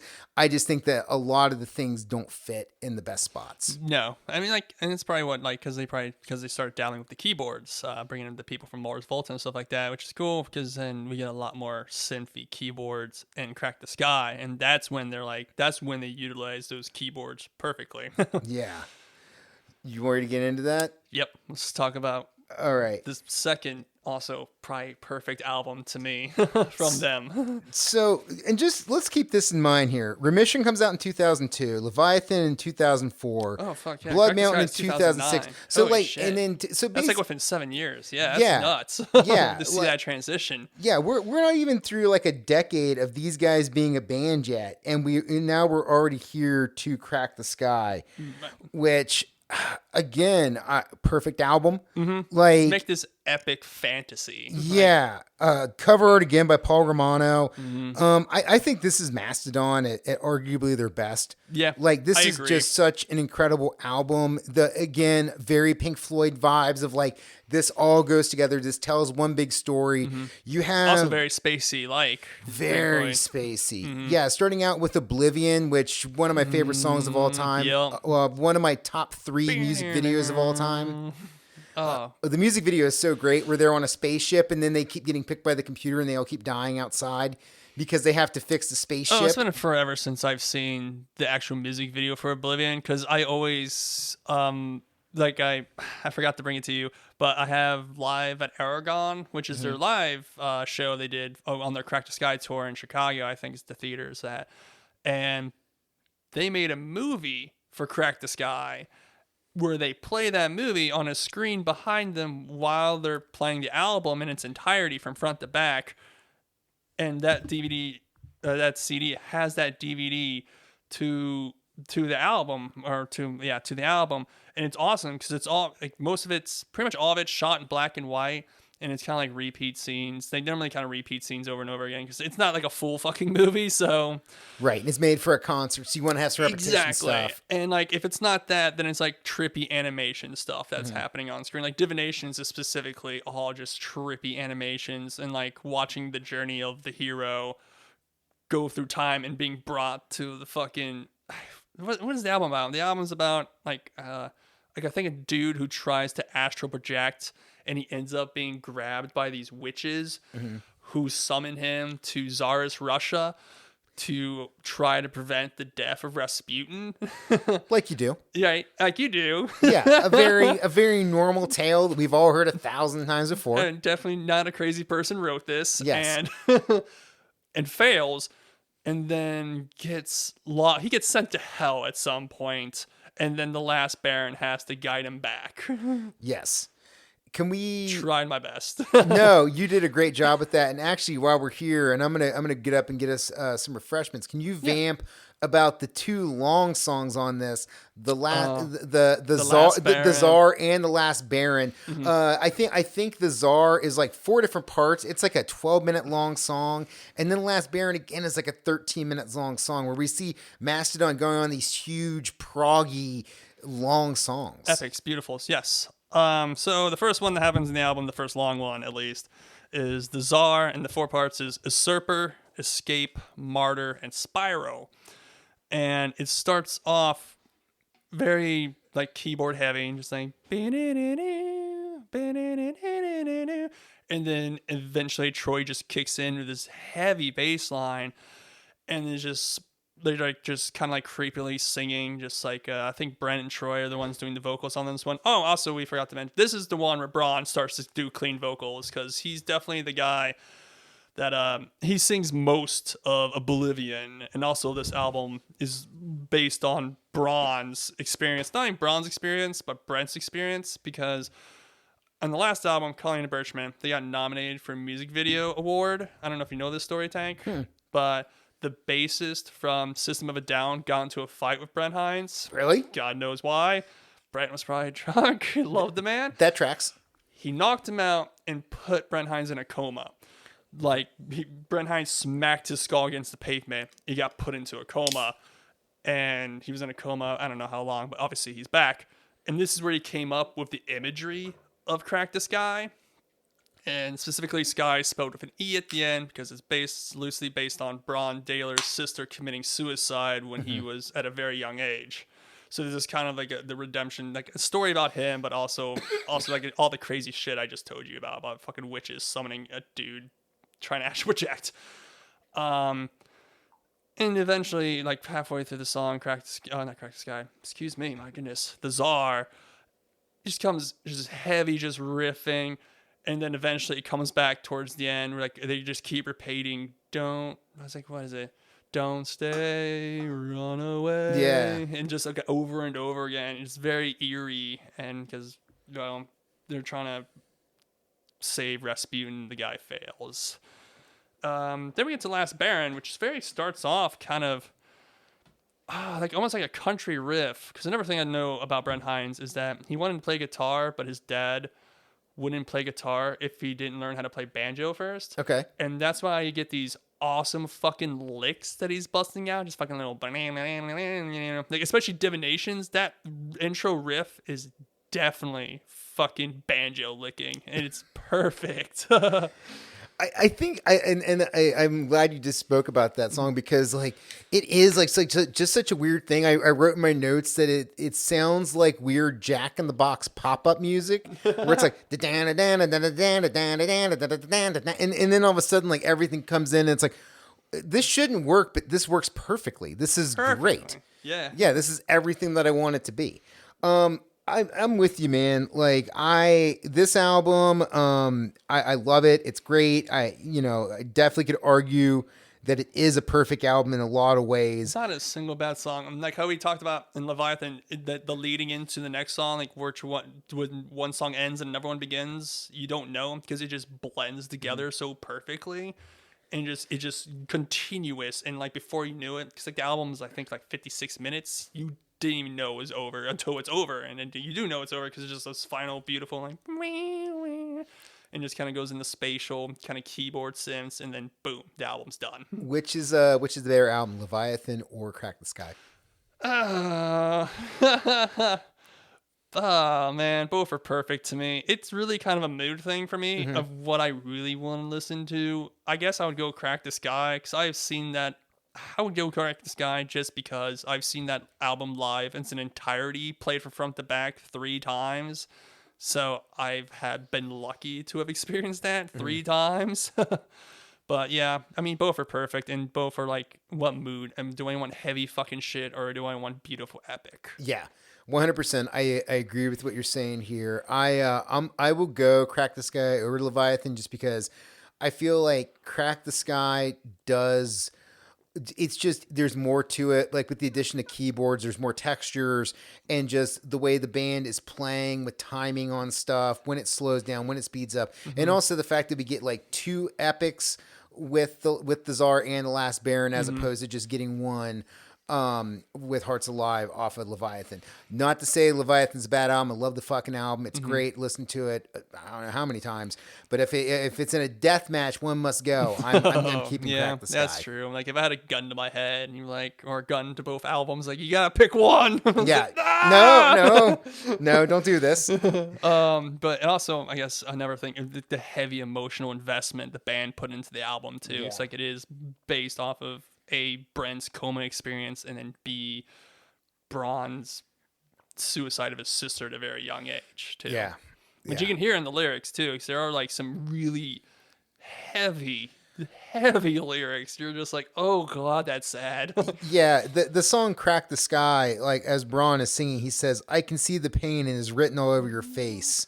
And it's just like, Jesus, man. Like that tugs at the heartstrings. And there's another one later in that song. It's please tell Lucifer he can't have this one. Her spirit's too strong. And you're just like, Jesus Christ. Because obviously he grew up Catholic because he's a choir boy. And obviously in Catholicism, you kill yourself, you go straight to hell. Right. Yeah. So that's just like heavy shit like that. Also in Oblivion, there's a line that says, I tried to burrow a hole into the ground, breaking on the fingers and the nails of from my hands. And that's about Braun doing acid and trying to dig up his dead sister. Damn. Yeah, like he openly said that. I'm like, that's fucking you. And you got trauma, buddy. Yeah, but it is like such like a good, like strong, like metal thing where it's like, I try to burrow a hole into the ground, and then like, you know, ripping the nails from my hands. It's just like, holy shit, dude. Like, this is awesome. And like when you learn like the backstory behind it, you're like, oh no, that's heavy. Oh. Yeah, that's metal and sad. It's heavy. It's metal. Heavy as in like fucking depressing heavy. 100%. Well, okay. Anything else before we transition out to The Hunter? No, fucking perfect album. I listen to that album on goddamn repeat sometimes. Yeah, it's so good. It's at least maybe once a week for me. All right, big change. 2011, we get The Hunter. We're changing everything, dude. Paul Romano's out. He's no longer doing the covers. Yeah. We're bringing in AJ. Not a fan of this album Fosick. cover. Yeah, it's okay. It looks like 3D art, and I think it looks kind of terrible. Yeah, it just, for me, it just doesn't fit in with the rest of the aesthetic of Mastodon. Like, it's so different that it just doesn't fit into what they normally Which is weird make. that you say that because the aesthetic of Mastodon now changes. Like, Yes. even like musically, they've completely changed from Crack the Sky. Because like, I guess like, what do you do? How do you follow this epic? And I guess they're like, we'll just make a more traditional metal album and just throw a bunch of songs and call it an album. Yes. There's absolutely no concept to this whatsoever.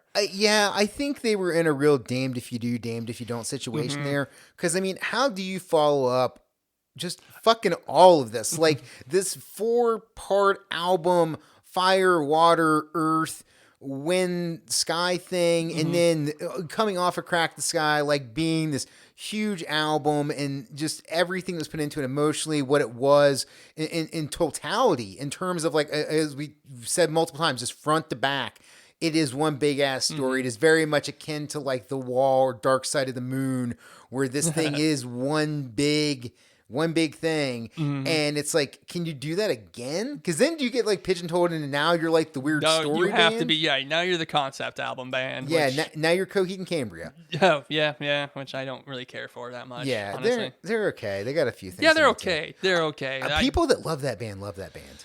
Yeah, one of my buddies really loves that band. Who is it? I think it's fucking Grant again. But like when I went to go see the 10-year of Crack the Sky, Coheed and Cambria were the headliners, which put me in did not make me happy to see that. And I'm like, why is Mastodon opening for Coheed and Cambria? Don't like that. And this is the 10-year Crack the Sky tour. Don't like that at all. No, I didn't like that at all. I left once Mastodon was done. I was like, going home. Because it was in Columbus. A, it was in Columbus. And I was like, I got to work tomorrow anyways. B, I'm not happy about this. Mastodon show was great. But I was like, not happy that Coheed and Cambria is fucking headlining. Going home right now. Yeah, that happens every once in a while where like a band you like is opening for a band you're kind of whatever. I remember I went and watched, it was H2O was the opener. Alkaline Trio was the middle act, and then the headliner was Newfound Glory. And I'm like, why the fuck would I stick around to see Newfound Glory? Right. Ugh. I'm like, so I get to see a hardcore band I like that I've never seen before, and I get to see Alkaline Trio, who I like. I'm a sucker for a trio. I love a band. Three's your magic number. Dude, I'm just always impressed by bands. I'm always Like just High on Fire. Yeah, High on Fire. Sleep. Rush, Sleep, Rush. Oh, yeah, God. like just I'm amazed when you can have as few humans as possible on stage and make as much noise as that. That is fair. The Joy Formidable. They're an awesome trio. Not familiar with them. Joy Formidable. Yeah, the Joy Formidable. They got a good song. I think it's called Whirring. I think it is WHIRRING. It's like a huge, like 11-minute epic song. Okay, sick. But they're like We also like those songs. But they're like an Or indie at least rock those type band. of songs. Oh, okay. But yeah, when it fucking rocks, it rocks. Their drummer's great. Okay, shit. Yeah, I'll check them out after this. But yeah, I love a good 3-piece.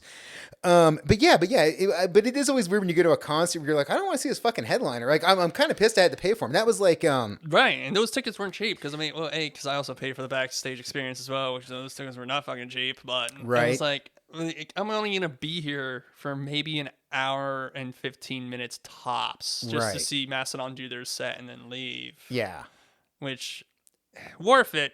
Crack the Sky 10-year anniversary. Worth singing again in its entirety from front to back. Worth it. Probably wouldn't do it again if Mastodon was not headlining though. Yeah. I'm with you. I would like 20 years of Crack the Sky comes out. I have to see it because I've never seen Crack the Sky live, so I want to see this for sure. Oh, it's beautiful. All right, well I'll go with you. We'll go when to the 20 years. We'll go to 20 or years. maybe 15. Maybe they'll do a 15. Whatever they do, we'll us. go. We're there. But it is always weird when you go see a band that it's like I don't want to see. But that happened to me. I was gonna go. I want to see Drain play live, and they just came through here. With Neck Deep. And fuck yeah. And I'm not a Neck Deep fan. Oh no, you don't like him? No. Oh. So I'm like, that's okay. So, you like what you like, Paul. I didn't know that you enjoyed Australian pop punk.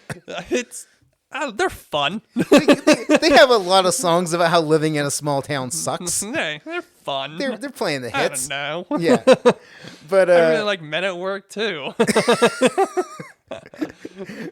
But yeah, man. But it is one of those things where again, it's just like it depends on where they end up on the lineup. I didn't know Neck Deep came through here. Was Yeah, that recent? February. Wow. Yeah.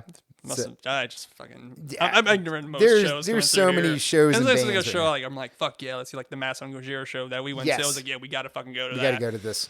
But most of the time, I'm just ignorant of things. Yeah. No, I'm. It's weird. It's like I don't go to a lot of concerts, but if I do see something I want to see, I try to go because after doing the COVID thing, I'm like, all right, I never, yeah, for sure. I never know when this is going to be taken away from me. So now I want to jump back in. So that's like, so I got tickets to go see, Death Clock is coming through here. Oh yeah. I'm going to go see them at the Brady. And I did have tickets for Action Bronson, but his fat ass, canceled on us for the second time. So I'm not going to get to see him. Dick. Yeah. I just wanted to scratch off the list. I like the Mr. Wonderful album, but I'm okay with Action Bronson. Yeah, it's not my favorite. It's all right. It bums me out. Like I like his flow, but it does bum me out that he just ripped off Ghostface Killah. Yeah, that's probably my biggest beef with him. which is wild. And then when he was like trying to be like, that's not the same. It's like it, bro. It's the. I think Ghostface Killah actually put like a hit on him one day. Ghostface Killah did talk some shit and Action did apologize, which is the right thing to do. Right. Ghostface, don't back down. I would instantly Wu-Tang strong. I would fucking fat white dude. Yeah, I would instantly back down if Ghostface Killah had any beef with me. I'd be like, I'm sorry. Oh, Action Bronson apologized to him. Yes. Oh, I thought I said Ghostface apologized. No. Like pretty much sending a death threat. No. Action Bronson apologized to Ghostface and was like, I don't want to have any problems on any level with you. Yeah. As you shouldn't. Yeah. I'm sure Ghostface might still gangbang. There's a possibility. Or have people. Yeah. He knows guys. Yeah. He knows guys. Yeah, man. So yeah, that is where this album is at. Is like my take on this album is this. So this is the first time where I'm like you. I really do feel like it's a bunch of songs on an album. There's stuff on here I like. There's some good ones, yeah. And again, they do the Mastodon thing where they front load. Although a Black Tongue I hate as the opener. I'm not a fan. Really? Of it. Oh, I love Black Tongue. I'm not a Black Tongue guy. But then I like everything following. I like Curl the Burl. I like. Just that heavy bass just line and Just to starting the open it? song. But like, then we get Curl the Burl, Blastoid, Stargasm, and Octopus has. I don't has like some fun. Blastoid. I think that song sucks. I like Blastoid. No, is when they start cussing that fucking really throws me off. 'Cause Yeah. I've never heard Mastodon cuss outside of like them like doing their stage show and like, yeah, I got fucking drunk here last time. Let's make it a second time. Right. Like singing on an album, it threw me the fuck off. And I was like, I don't like this. It is a little odd, isn't it? Because there is something about that where Mastodon is very. They curate their lyrics and they do make sure they're saying Yeah, stuff. and they say like it's always been not smart, but like always just kind of like weird shit, like fucking. And it's a song Iron Tusk. They say Pfizer or Cathodon. What the fuck does that even mean? But it's heavy as shit. and it sounds good. Right, and now they're just like, what is it? I want to rip your fucking head off or whatever. Yeah. Or I want to smash your fucking face. I'm just like, what is this? This is not the Mastodon that I've come to love in the past almost 10 years of you guys existing. When I was a boy, when I was a young lad. when I was a young lad going to the Mastodon show, I was like, whoa, they're starting to cuss now. Fucking weird. I like. I also like. Octopus Has No Friends. I do like that song though. That riff is fucking weird as shit. And I It love is super weird, and I also like the creature the creature lives. Oh yeah. Which is like, it has like this weird like triumphant building drum part to it. It's like dun dun dun dun dun. For me- oh. Oh man. For me, it feels like it's very Yes-esque, like the band Yes. Yeah.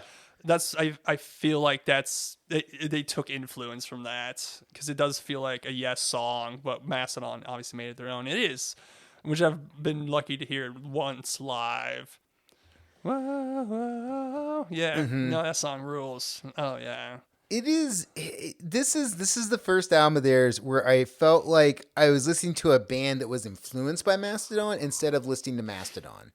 It is true. That does actually feels pretty right. Like, the only song that really feels like a Mastodon song to me on that album is Spectre Light. Because that's just them going back to like Crystal Skull heaviness. Just fucking just go. Yeah. Just rip Rip away. into it and rock. Like everything else, Bedazzled Fingernails also is a fucking weird riff.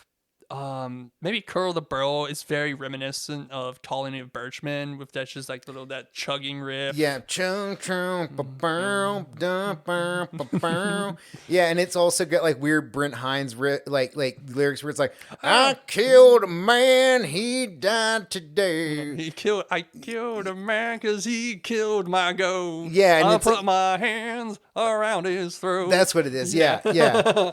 And like that feels like very like Melvins-esque because like once again I feel like they're influenced by Melvins. It's just nonsensical lyrics. Yeah, Like, just stuff where it's like, okay, whatever. okay, Sounds good to me. we got to fill in the blank. We got this hot ass music. What can we put in here? Yeah. I think it's where I'm going to stay with this one. I'm going to say The Hunter is my least favorite of the Mastodon albums. Oh, I disagree. We'll get to the next one. Is my least favorite. Oh, okay. Yes. You ready to make that jump? Yeah, Once More Around the Sun. Yeah. I fucking hit skip on all that goddamn album. Yeah. Yeah. This album, actually, you know what? I think I want to retract what I just said because I do think that this is worse than. Here's the deal: The Hunter was my least favorite. And then Once More Around the Sun came out, and it's just like okay. A new low. Oh, good. Yeah. How low can we go, Mastodon? The cover art by Skinner's great. Oh, no, yeah. That's super cool. Skinner, I know who that guy is. Yeah. Finally an artist I know. Yeah, and then they like leaned into it. This came out in 2014, where like they start using Skinner for a lot of their graphics and stuff, and working into their T-shirts, and it really art is fucking tight, and it really fits well.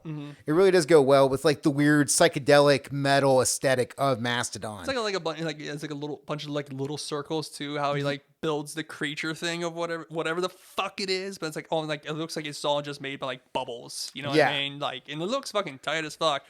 Album, not so fucking much. Like I said, it is the worst in my opinion. I might like one song off this album, and that might be it. It's the poppiest thing they've ever made. It's awful. It's so poppy. I don't understand why this album is so poppy, and like I don't understand why Braun's drums are so bouncy.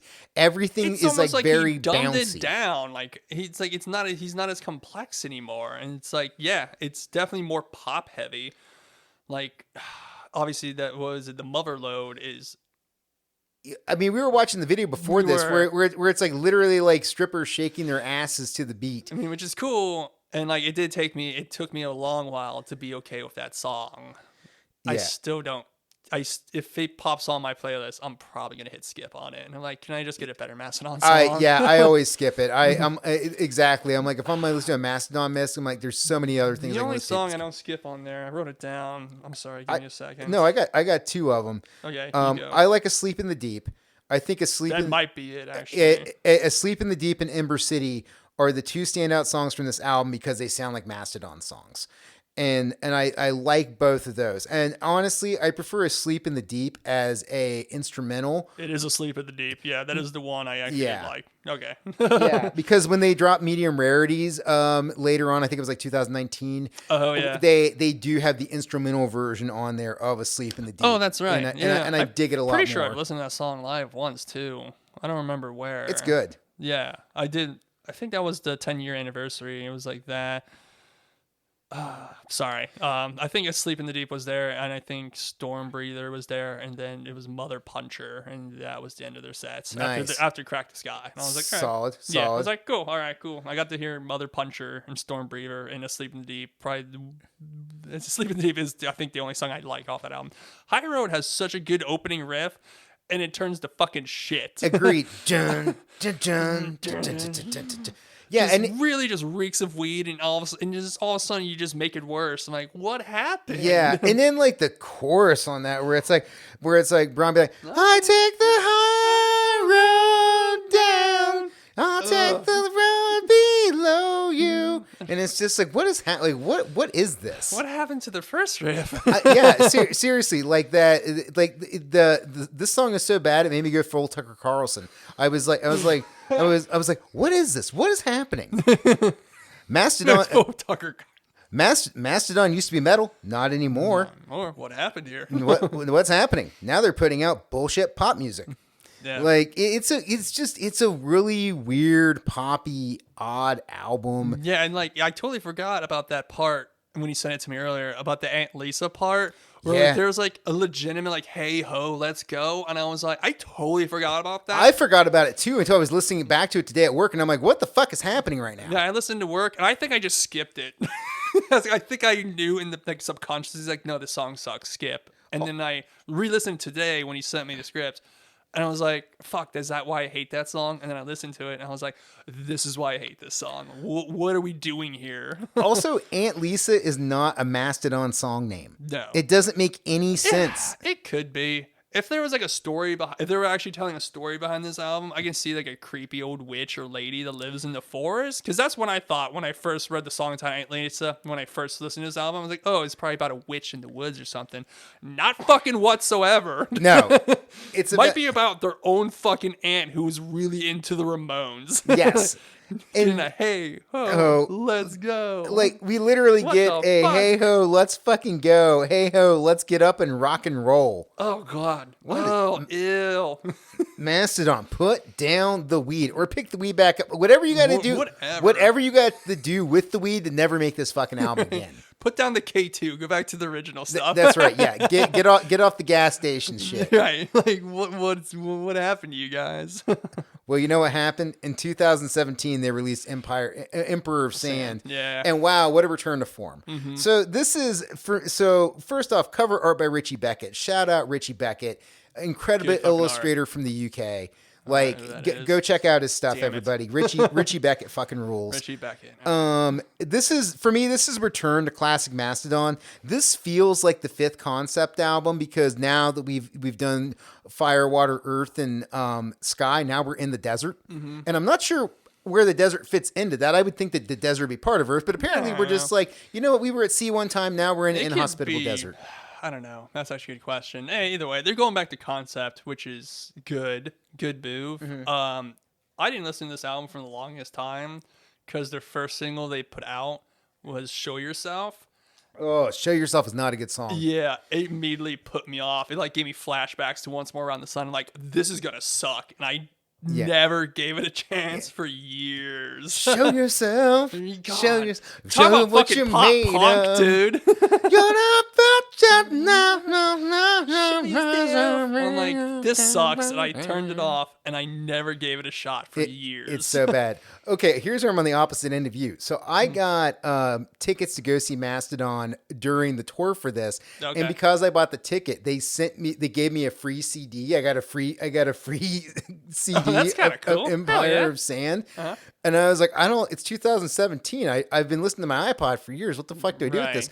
So I still drive my old Scion. 2017. I think we had we had Spotify then too. Yeah. I think. Yeah. Like, so what am I gonna do with this? Well, so I just threw it into my car CD player, and so basically, anytime I was just too lazy to kick my iPod on, I would just listen to this album, Emperor of Sand, over and over again. Of all the Mastodon albums, I've listened to Emperor of Sand the most, just because over a 3-year period of just leaving this thing in my car. Actually, it'd be more than 3 years because check that. Over a 5-year period because I just sold that car last. Yeah. So I for about a half decade, anytime I got in my car where I was not listening to my iPod, I was listening to this Emperor album. of Sand. Yes. And you know what? When I finally didn't listen to it, I like it. Other than that song, which you can like minus songs off the Spotify playlist. So it just automatically skips the song and goes into the next one. Doesn't even fucking play Show Yourself. And I'm like, beautiful. It is a weird single. Like, do you think they released it as a single because it's like, this is something that maybe normie metal radio will play? Oh, it'd have to. Oh, no, that's the only thing that makes sense to me. Because it doesn't fit. It's definitely not towards me. No, it's like, maybe towards your newer Mastodon fans who are radio friendly, and that's how they listen to your songs. Because definitely Curl the Burrow was definitely written to be played on radio. Yeah. And I'm sure Loverload was too. Right. And then obviously this song as well. So like, yeah, that was for them. And then they made songs like Andromeda for us or Stormbreather. And those songs are fucking, they are a return to form of Mastodon. It's like, this is the Mastodon I loved. 100%. I knew and loved, and now they're back. Yeah. Steam Breather is like one of my favorite. Steam Breather, shit. Sorry, I keep saying Storm Breather. That's okay. I don't care. I'm not mad at you. Oh no, you got a couple vowels wrong. I know. On a song. Sound like a fucking idiot. Yeah, fucking up. Trying to do a show over here. Yeah, man. But like, Steam Breather is in my top 5 Mastodon songs. Like, I love that song. You listen to it nonstop in your car. You have an affection towards it. Yeah. Dude, I Abu Grave myself to this album. It was the only thing I had to listen to for years in captivity. Like, you know. Oh, God. Like, you know, now it's just stuck in there. I mean, it's still a good Mastodon album. Your Emperor Sand is my Leviathan. I've listened to that album 100. I had that CD also in my car. So many times. Just nonstop. Just like, Let it ride. Because back then, well, I guess I didn't have Bluetooth, so I just had like those shitty, like, you know, those cassette things you Hell yeah, I and do. then hook up to your phone or iPod or whatever at the time. Yep. I had one of those when I didn't feel like how you didn't feel like hooking up your iPod. I just played Leviathan. Yeah, that's what you did. You're just like, oh, we're just listening to this again. You know what? It's great. I'm still gonna enjoy it. Mm-hmm. Yeah, like, I know the opening bells to Sultan's Curse. Like, this is cool. Oh yeah, that is a cool intro. Here we go.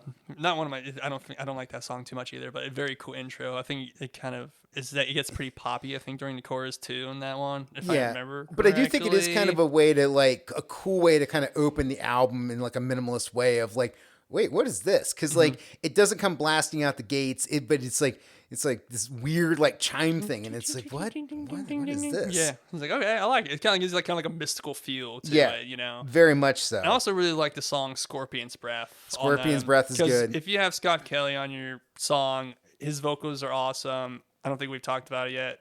We're not supposed to like Scott Kelly anymore. Dude's a giant piece of shit in real life. He beat his wife and his kid for years or some shit like that. Got kicked out of Neurosis, which sucks because I also love Neurosis. And I love Scott Kelly's vocals. I think they're incredible. But now it's kind of weird listening to those songs. I'm just like, oh, God. You know, it's like listening to like Michael Jackson songs. Yes. And like, yes, the song rips. Dude's a giant piece of shit. Yeah, that is the whole thing, man. It is the art and artist thing where it's like, where do you draw the line and how do you draw the line? And I don't, apparently. I still listen to, I won't like the person as a human being, but I will never not listen to fucking Crystal Skull where Scott Kelly fucking booming in that last, like, not the last, like, yeah, towards the end of the song. My skull. Yeah. Like, it's just so fucking heavy. I'm never not gonna listen to that. It's like Kevin Spacey, dude's a giant piece of shit.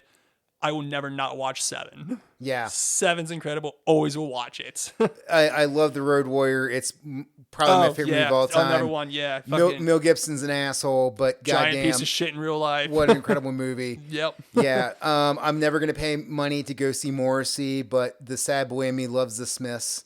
Like, is he a piece of shit in real life? oh yeah, he's a huge piece of shit. Oh, what did he do? I'm not familiar with this story. Well, Morrissey's a total fucking prick. So just an asshole in real life, or just like, does he actually do something like really bad? Like, we're talking like Kevin Spacey here.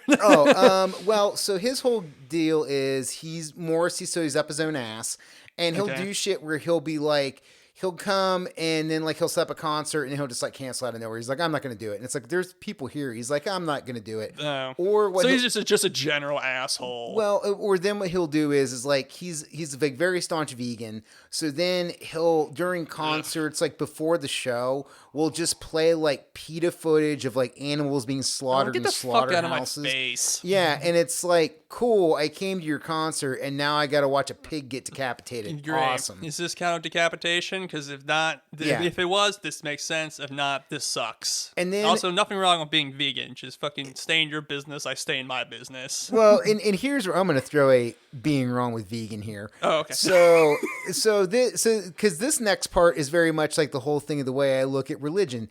If that's what you're into, cool. Just don't push it on me. Yeah. And stay in your lane. I'll stay in mine. And Morrissey, when he's on tour, if you're on his crew, then go fuck yourself. Yeah. No, if you're on his crew, he makes you be vegan. Yes. Oh, fuck you. So like any of the stagehands working for him, any of the guitar techs, anybody in the band that's playing with him, the entire tour is vegan. Motherfuckers and you're are trying to sneak out and get a Baconator on the side. That's what happens. Yes. So I had a buddy who was in that world. Really? No shit. Yeah, he was a roadie, and he said that like that was the deal. Was like their off days they would go get drugs because that's what you do on off day, and then you would also go get cheeseburgers from McDonald's because you weren't allowed to have any kind of cheese or meat the entire time you were working the Morrissey when you're working. tour. Yeah. Jesus fucking Christ. Yeah. Nightmare. Yeah. Were you allowed to do drugs when you were with him, with Morrissey, or is he a prick about that too? Usually with the roadie guys, from what I understand, like you kind of have like your off days where you kind of like go off and get buck wild. Like I don't think anybody really cares like you smoke weed or whatever. Okay. But like for like party, you go you go to some like fucking house party and that's when you're doing blow and shit. Yeah, yeah. Okay. Like if you're like a roadie and you're like, hey man, this is part of it. Like we're gonna be out here for like a 30-hour day of like doing blow. Oh God. and drinking in someone's house. And but on the flip of it, then like you do want to be sober when like you're crawling up on like 40 feet of like steel rigging and walking beams and shit. Oh yeah. It's for like, your safety and alone. everybody else's. Yeah. Oh yeah. And everybody else's. Not Morrissey. Fuck that. Yeah. Guy. Fuck Morrissey. If you follow Morrissey, go for it. Yeah, dude. I would love that. Dude, you'd be a saint. Yeah. R. Kelly, I will throw on our list of people that we're not allowed to like anymore, but remix to Ignition is a banger. Mm-hmm. I liked his music. Yeah. Well, and especially the what was it, the In the Closet series he did? Did you ever see that? I watched a couple of them. Oh my god, dude, and that shit was became wild. so long that I just stopped. I was like, I am no longer interested in whatever this story is trying to tell me. Yeah, and it just got so off the rails. Listener, if you've never watched that, you should definitely check into that because it's just. You should think about checking it. I don't know if I should. Okay, yeah. Do you want to give R. Kelly views on YouTube or not? I don't know. So that's hours of your time fucking gone. Because that is the crazy thing. It does turn into this weird like this soap opera thing. Yeah, it's like some of his videos become like 25 minutes long. I'm just like, I could be watching a movie right now. What's going on? And he's like singing while explaining the story, like sing talking. Which is the other weird thing. He sing talks the entire thing. I was like, this is. Yeah, and that's why I quit. And I was like, I'm not going to finish this epic or whatever the fuck this is. I know, and she knows that there's a man in the bedroom, in the closet. Who's in that big closet? Right there. And it's just like, holy shit, this man is literally sing-talking. Everything is happening. I think in one of the videos, like he finds her with like a little person that's like hiding underneath a sink. Like, I didn't make it that far into the saga. It's quite a saga, man. There's so much going on. Fuck. But yeah, okay, we're bringing back to Scott Kelly and Neurosis. Yeah, Scott Kelly, piece of shit. Neurosis, great band, great vocalist, piece of shit. Like Scorpion's Breath, good song. All right, Which man. I'm pretty sure is the name of the song, unless I'm fucking that up too. All right, we're just about to get to our final studio album here. That would be 2021's Yes, I was Hushed and Grim. Yeah. Cover art by Paul Jackson, which I enjoy, this weird like black and white tree thing. Yeah, it's like two wolves on the side. It looks like there's like a head inside Yeah. like the tree or the hole of the tree or whatever you want to call that is. Yeah, like It the looks- knot in it. Yeah, not yeah. And yeah, it was vividly different from any of their other albums because all their albums are very bright in color. Like Yes. they're very eye catching, and this one's just like just dark and gray. I'm just like. Someone having a midlife crisis in the band? What's going on, I my think friends? so. This really does feel like a very adult album from Mastodon. Because like a lot of the song titles are like sad as fuck. Yes. And just like more than I could chew. It sounds like it is a sad song. And like fucking what is it, Pained with an Anchor or something like Yes. that. Yep. And I was like, Jesus Christ, you guys all right? Also, this is the longest album they did. This album's over an hour, almost an hour and a half long.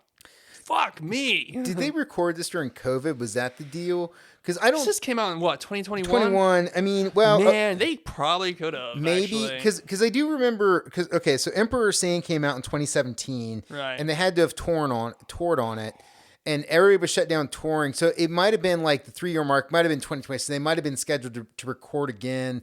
I don't know. I do remember seeing a thing where they talked about it, and they talked about like how COVID definitely like hurt their finances. Right, because like the song title itself, Hushed and Grim, like hushed as in the sense you can't tour and go out anymore, and grim because it's COVID. Yeah. Shit's fucking grim. Yeah. That makes sense. Yeah, they might have recorded this during COVID. But they did talk about that where they were like, look, like we're a touring working band. Like how we make money, how we make our living is being on the road. Literally. How our and they crew makes nonstop money. tour, which is why I love them. Like, Yeah. You can catch them maybe twice a year or 3 times a year, depending if they come tour anywhere near us. But sometimes they don't, sometimes they do. Right. But yeah, they're nonstop touring. Always out there. Yeah. And so for them to hit the brakes on it, I think definitely was the thing that kind of messed with them. And I feel like this album is the proggiest thing they've ever done.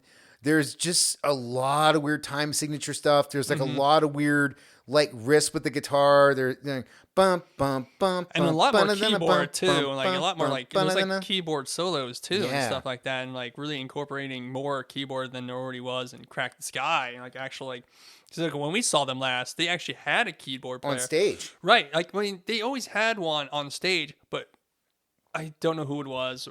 I don't know who it was. It was a person, but like they were like almost like front and center. Like they were behind like Bill.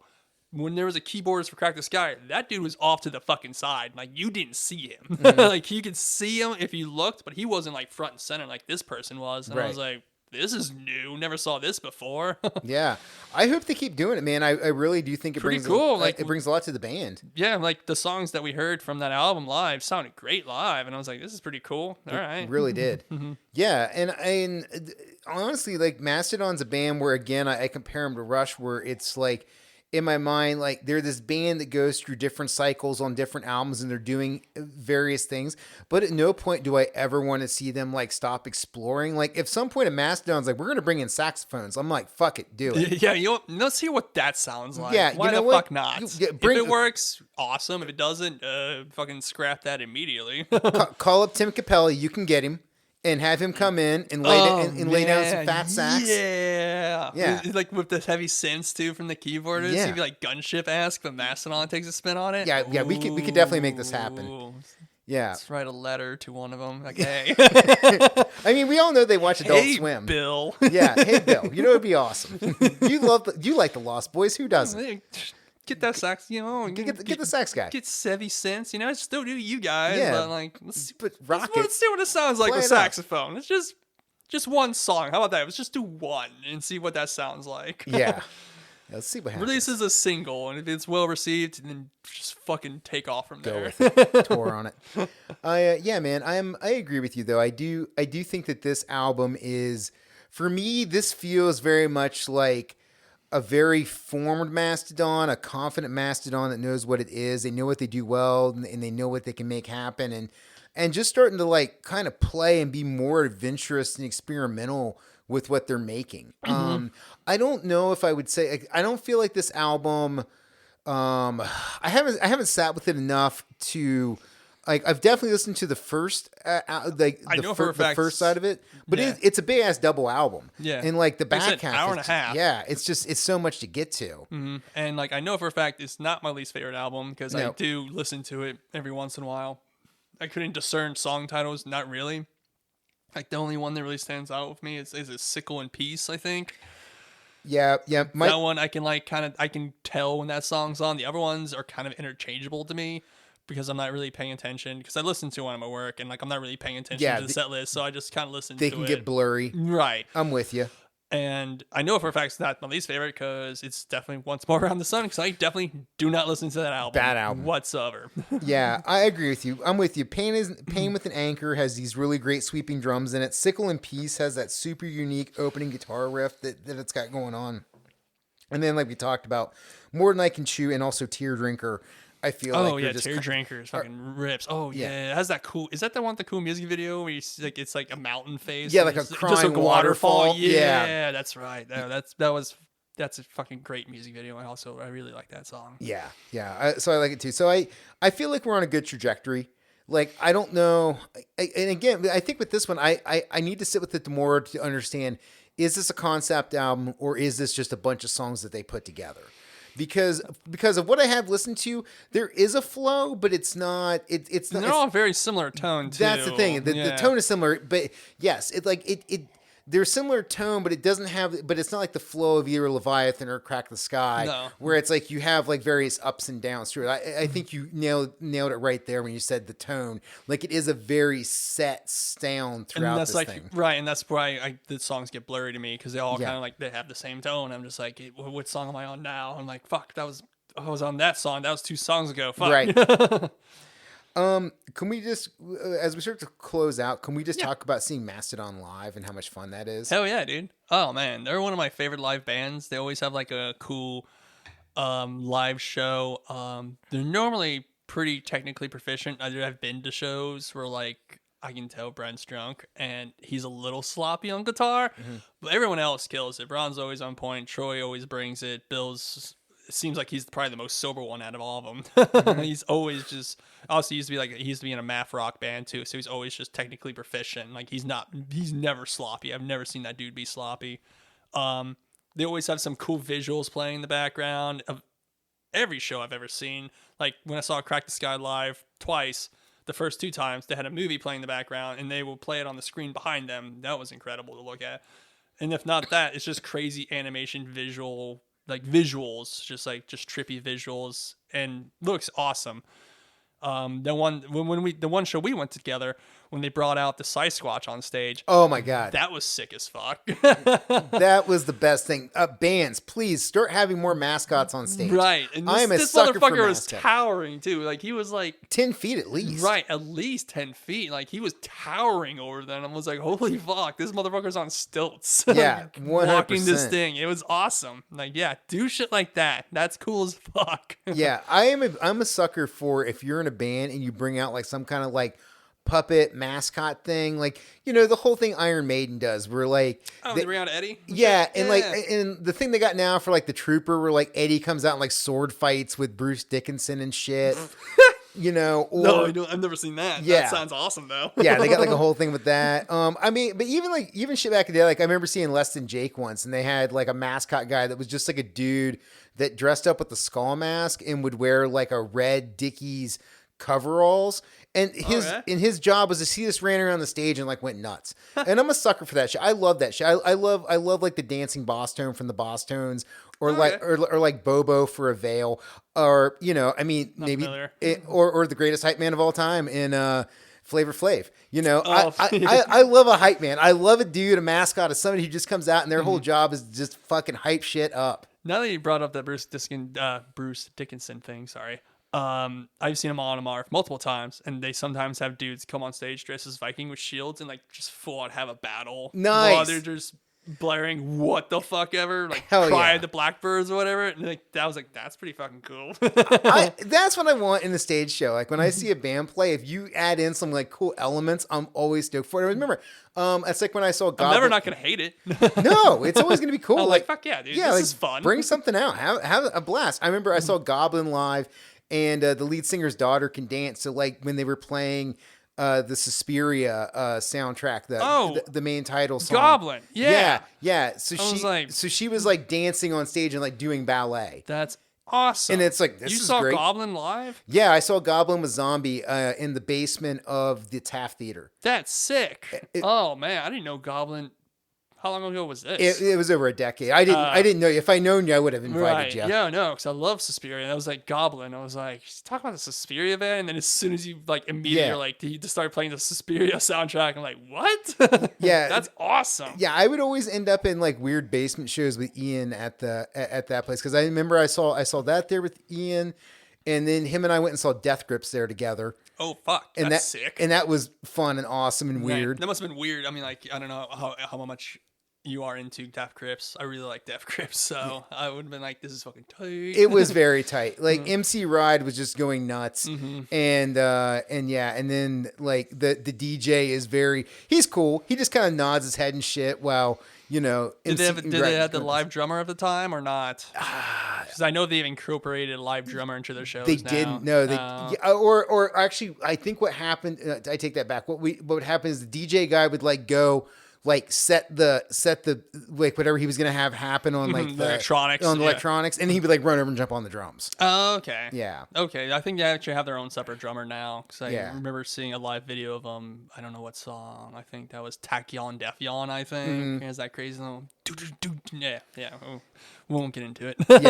Yeah. So bands I've seen the Taft or Death Grips, Goblin, supported by Zombie, and then I saw Sleep in the Basement because Sleep was supposed to be upstairs. Yeah, and then we were there together. Yeah, and we were in the basement of the Taft. That was fucking cool, man. I got way too high and drunk at that show. I ended up leaving. I ran into one of my friends who shall not be named, who was super fucked up at that show, and it was hilarious. Yeah. Like I was like, "What's up, man?" He's like, "Good," and I'm like, "Cool." Cool.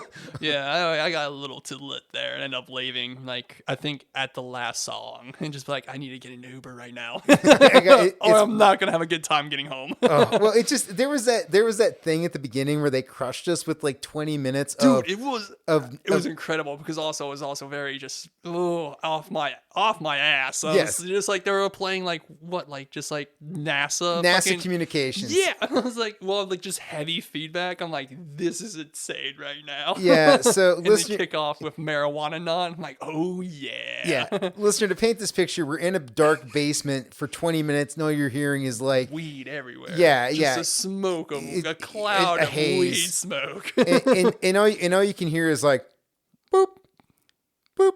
Houston 479. This is Apollo 6. Boop, boop. We're orbiting the moon at this time. Yeah, it's just that for 20 minutes. And it's just like, what the fucking intro, man. Yeah. It felt like forever. I didn't track it because I was also, like I said, I was off my ass. But I wasn't keeping track, but it felt like forever. It just felt like forever. We were in that basement for so long. Oh, shit. But yeah, dude, to bring it back to Mastodon, I love... Your thoughts? I love seeing them live. I love the visuals, their color palette, everything they do. I mean, like the first time I saw them at the bar show, they didn't have that yet. But then being able to see them after that, where like they got to that level where they could have that. I think that they are such a cool band that I do feel like they really think about their art and what the visuals and what they want to display, and it just melds so well with what they're doing, and it really does like become this psychedelic mixture where like the music and the visuals kind of just take you away into its own little spot. Like you just kind of forget you're on Earth for a little bit. Now you're like in weird Mastodon world. Man, if you're not staring at the band, like staring up at the visuals, and it's just like a guy just floating in space, but like a vividly colored. You're just like, ugh. Yeah, and like all of a sudden, like all these monsters appear. They're like pink and aqua, and all these are black light colors. It's just very cool. Hell yeah. Yeah, it's way fun. Well, look, man. Anything else you wanted to say about Mastodon before we shut this thing down? No, I will. I'll just mention this just once. Mastodon has actually produced a movie soundtrack. You should not listen to it, nor should you watch the movie. It was for the dog shit DC movie Jonah Hex. From fucking, I don't remember. I totally forgot about 2010, I think, or 2011. Dog shit movie. Not a great soundtrack, but they did do a movie score once. Didn't do it well, and that's okay. That's not your speed. That's not the speed you're built for. Especially, I mean, to a movie that is dog shit. Other than that, yeah, that's it. I love to think that Mastodon came in there and like Brent Hines is like, "Hey man, I got drunk last night and I was watching Friday Night Lights and there's this cool band called Explosions in the Sky that they do soundtracks. Yeah. Like, you guys want to make a soundtrack?" Hell It's like, yeah. "Sure, let's do a soundtrack." And it's like, you guys should not do a soundtrack. No, you're not built for that speed. No, Fred Hines is actually in that movie for fucking 3 seconds. It's a real blink and you miss it. He plays like a Confederate soldier because it takes place after the Civil War or whatever. It's not a good movie. Don't waste your time. Yeah. Wait, didn't the guy? I think Brent and one of the other dudes popped up on an episode of Game of Thrones. Oh, that's right. Because they did music for Game of Thrones too. No, you're right. Yeah. Oh, fuck. Oh, no, you're absolutely right. I I do- totally forgot about that. They had they have a whole like fucking album about Game of Thrones, like the White Walker and shit. Holy Yeah. fuck, I totally forgot about that shit. It's so hilarious that like they get picked to be in Weird. films and stuff. Yeah. and something like that too. Like, I mean, cool, good for you. Oh, Yeah. also, I guess another weird one is in Monsters University. You can hear the first 15 seconds of the song Iceland from Leviathan. Mm-hmm. I couldn't tell you what scene, but it's definitely in the movie. Well, and then just the relationship that Mastodon has had with Adult Swim for years. Oh, yeah. Which I think might just be, that Because they're whole both Atlanta, Atlanta Georgia. based. Yeah. Yeah, they're Atlanta based. So Yeah, I guess that goes hand in hand. Yeah, you can it's pretty easy to go across town and have a meeting or whatever. Oh, and they also did, because they did the you seen Aqua Teen Hunger Force : the movie? Yes, but they did cut you up with a little. They did the intro cut song. you with an linoleum knife. Yeah. So yeah, that just makes I guess they're one of them has to be buds with somebody there. Yeah, 100%. But and again, Fuck, the other thing I forgot. and about. again, Wow. also like with them like touring with Death Clock and stuff in the past too. I'm sure there's some crossover there, friendships that were made. But yeah, 100%. It's just cool when Mastodon pops up in pop culture in places you didn't think Mastodon was going to No, appear. especially like places like Adult Swim. I think they belong in, but the world of Adult Swim. But like Monsters University, I'm like fucking what? I always get excited when I see Pixar film. I'm talking about the Pixar film. For those who are confused, they are in the Monsters University Pixar movie.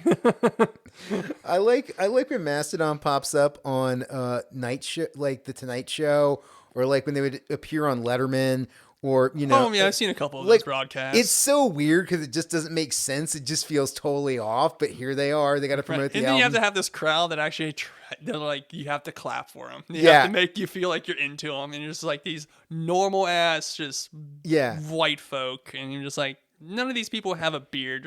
Like you can't have a beard, don't have to have a beard and like metal. But I'm like looking out this crowd and like there's no fucking way you like this. Oh yeah, we came to Los Angeles to see Jimmy Kimmel, and we're gonna go see Mastodon. That's a good one. I like that accent. It's like, oh fuck, okay, well here we are. I guess we're seeing Mastodon. Hey, I mean, cool. I guess. I Yeah. don't know. Promote Yeah. the shit out of them. Yeah, so They're fine without it, but yeah. yeah, I again, it's just one of those things where like I just love anything like that. I love any kind of like hip hop, hardcore, punk, metal, anything that's like an aggressive, like outside the realm of like Right. pop music showing up on like a Tonight Show or a Late Show. Right, like if I saw them on Jimmy Fallon, I'm like, this doesn't belong. This doesn't belong at all, and it's This is it's weird. hilarious to watch. Oh man! All right, well let's talk about the future of Mastodon. Again, man, I think this might be my band that just I follow and I buy every album they release, and when they're near me, I go see them on tour. Mm-hmm. I just really like this band. I love everything about them, even down to the typography of their fucking logo for the Mastodon logo. Real funk guy, huh? Yeah, dude, it's just everything they do, like artistically, sonically, the versatility wise. Just I love everything about this band. I don't see myself getting off the ride. If anything, I would like to see in the future them return to a concept album base of like maybe where they would do like another 4-part thing or something. But yeah, that's where I'm at with it. If they come around, I'm gonna go see them. Yeah, no, same with me. Like, I probably would never stop listening to them. And, like we talked about, I've had my lows with them, but I would always still check out whatever new Mastodon album, even if, like Emperor of Sand came out with Show Yourself First, and I didn't listen to that album for fucking years because it just immediately put me off. I still went and listened to it because, like, no, we love Mastodon. We have to listen to it. We have to give them a fair shake. And I always will give them a fair shake. I would like to think in your house you have like the liberal sign out front, but instead of it being like no one is illegal, it's like in this house we love Mastodon, and then like, there's like 3 other things underneath that we enjoy. I would hope one of them is we do not listen to Ghost. I would hope one of the things on that sign would be like we do not listen to Ghost in this house. No, I don't. Yeah. I got hit with that the other day. I was at a I went out. I've seen Ghost live. They opened up for Mastodon Did once. they? Yeah, this is like their first album. Like they're new. But yeah, it's fine to me. I don't hate them, but like I don't actively listen to them. I don't like them. Oh, okay.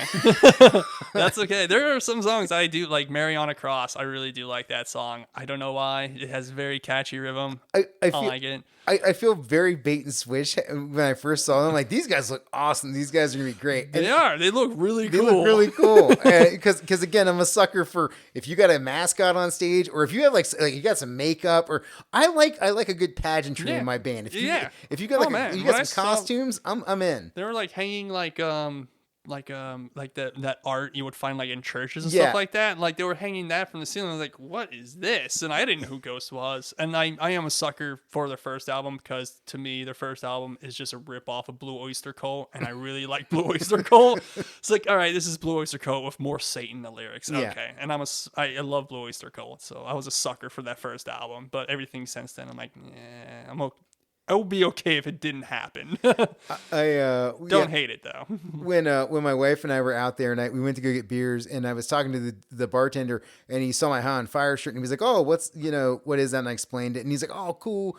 And he's like, yeah, he's like, I'm really into metal too. And I was like, oh, cool, man. And I'm like, yeah, I like Mastodon. He's like, yeah. He's like, I don't really like them. He's like, I'm more of a Ghost guy. And I'm like, okay. And then we just kind of like both had the moment. I'm like, well, we're gonna have to agree to disagree on this one because the thing that you're into, me not so much, and I'm really into this thing, and you apparently are not. So you're in the opposite direction. Yeah, which again, I think that speaks to the vastness of metal that people don't understand because I feel like a lot of times people outside of metal don't understand how big metal is and the different subgenres of metal. I've met people who strictly listen to black metal and that's it. Yeah, that's your thing. I like some black metal, not all. Yeah. So I do think that is a thing where it's like there is just so many different paths to go down. What about you, man? What do you want to see for the future of Mastodon? Oh, I will another album. Yeah. If they keep going on tour and they come somewhere reasonably close to me, because I know we talked about the Ashes of Leviathan tour, which is the Lamb of God, and with the closest ones, Cleveland or Pittsburgh. Yeah.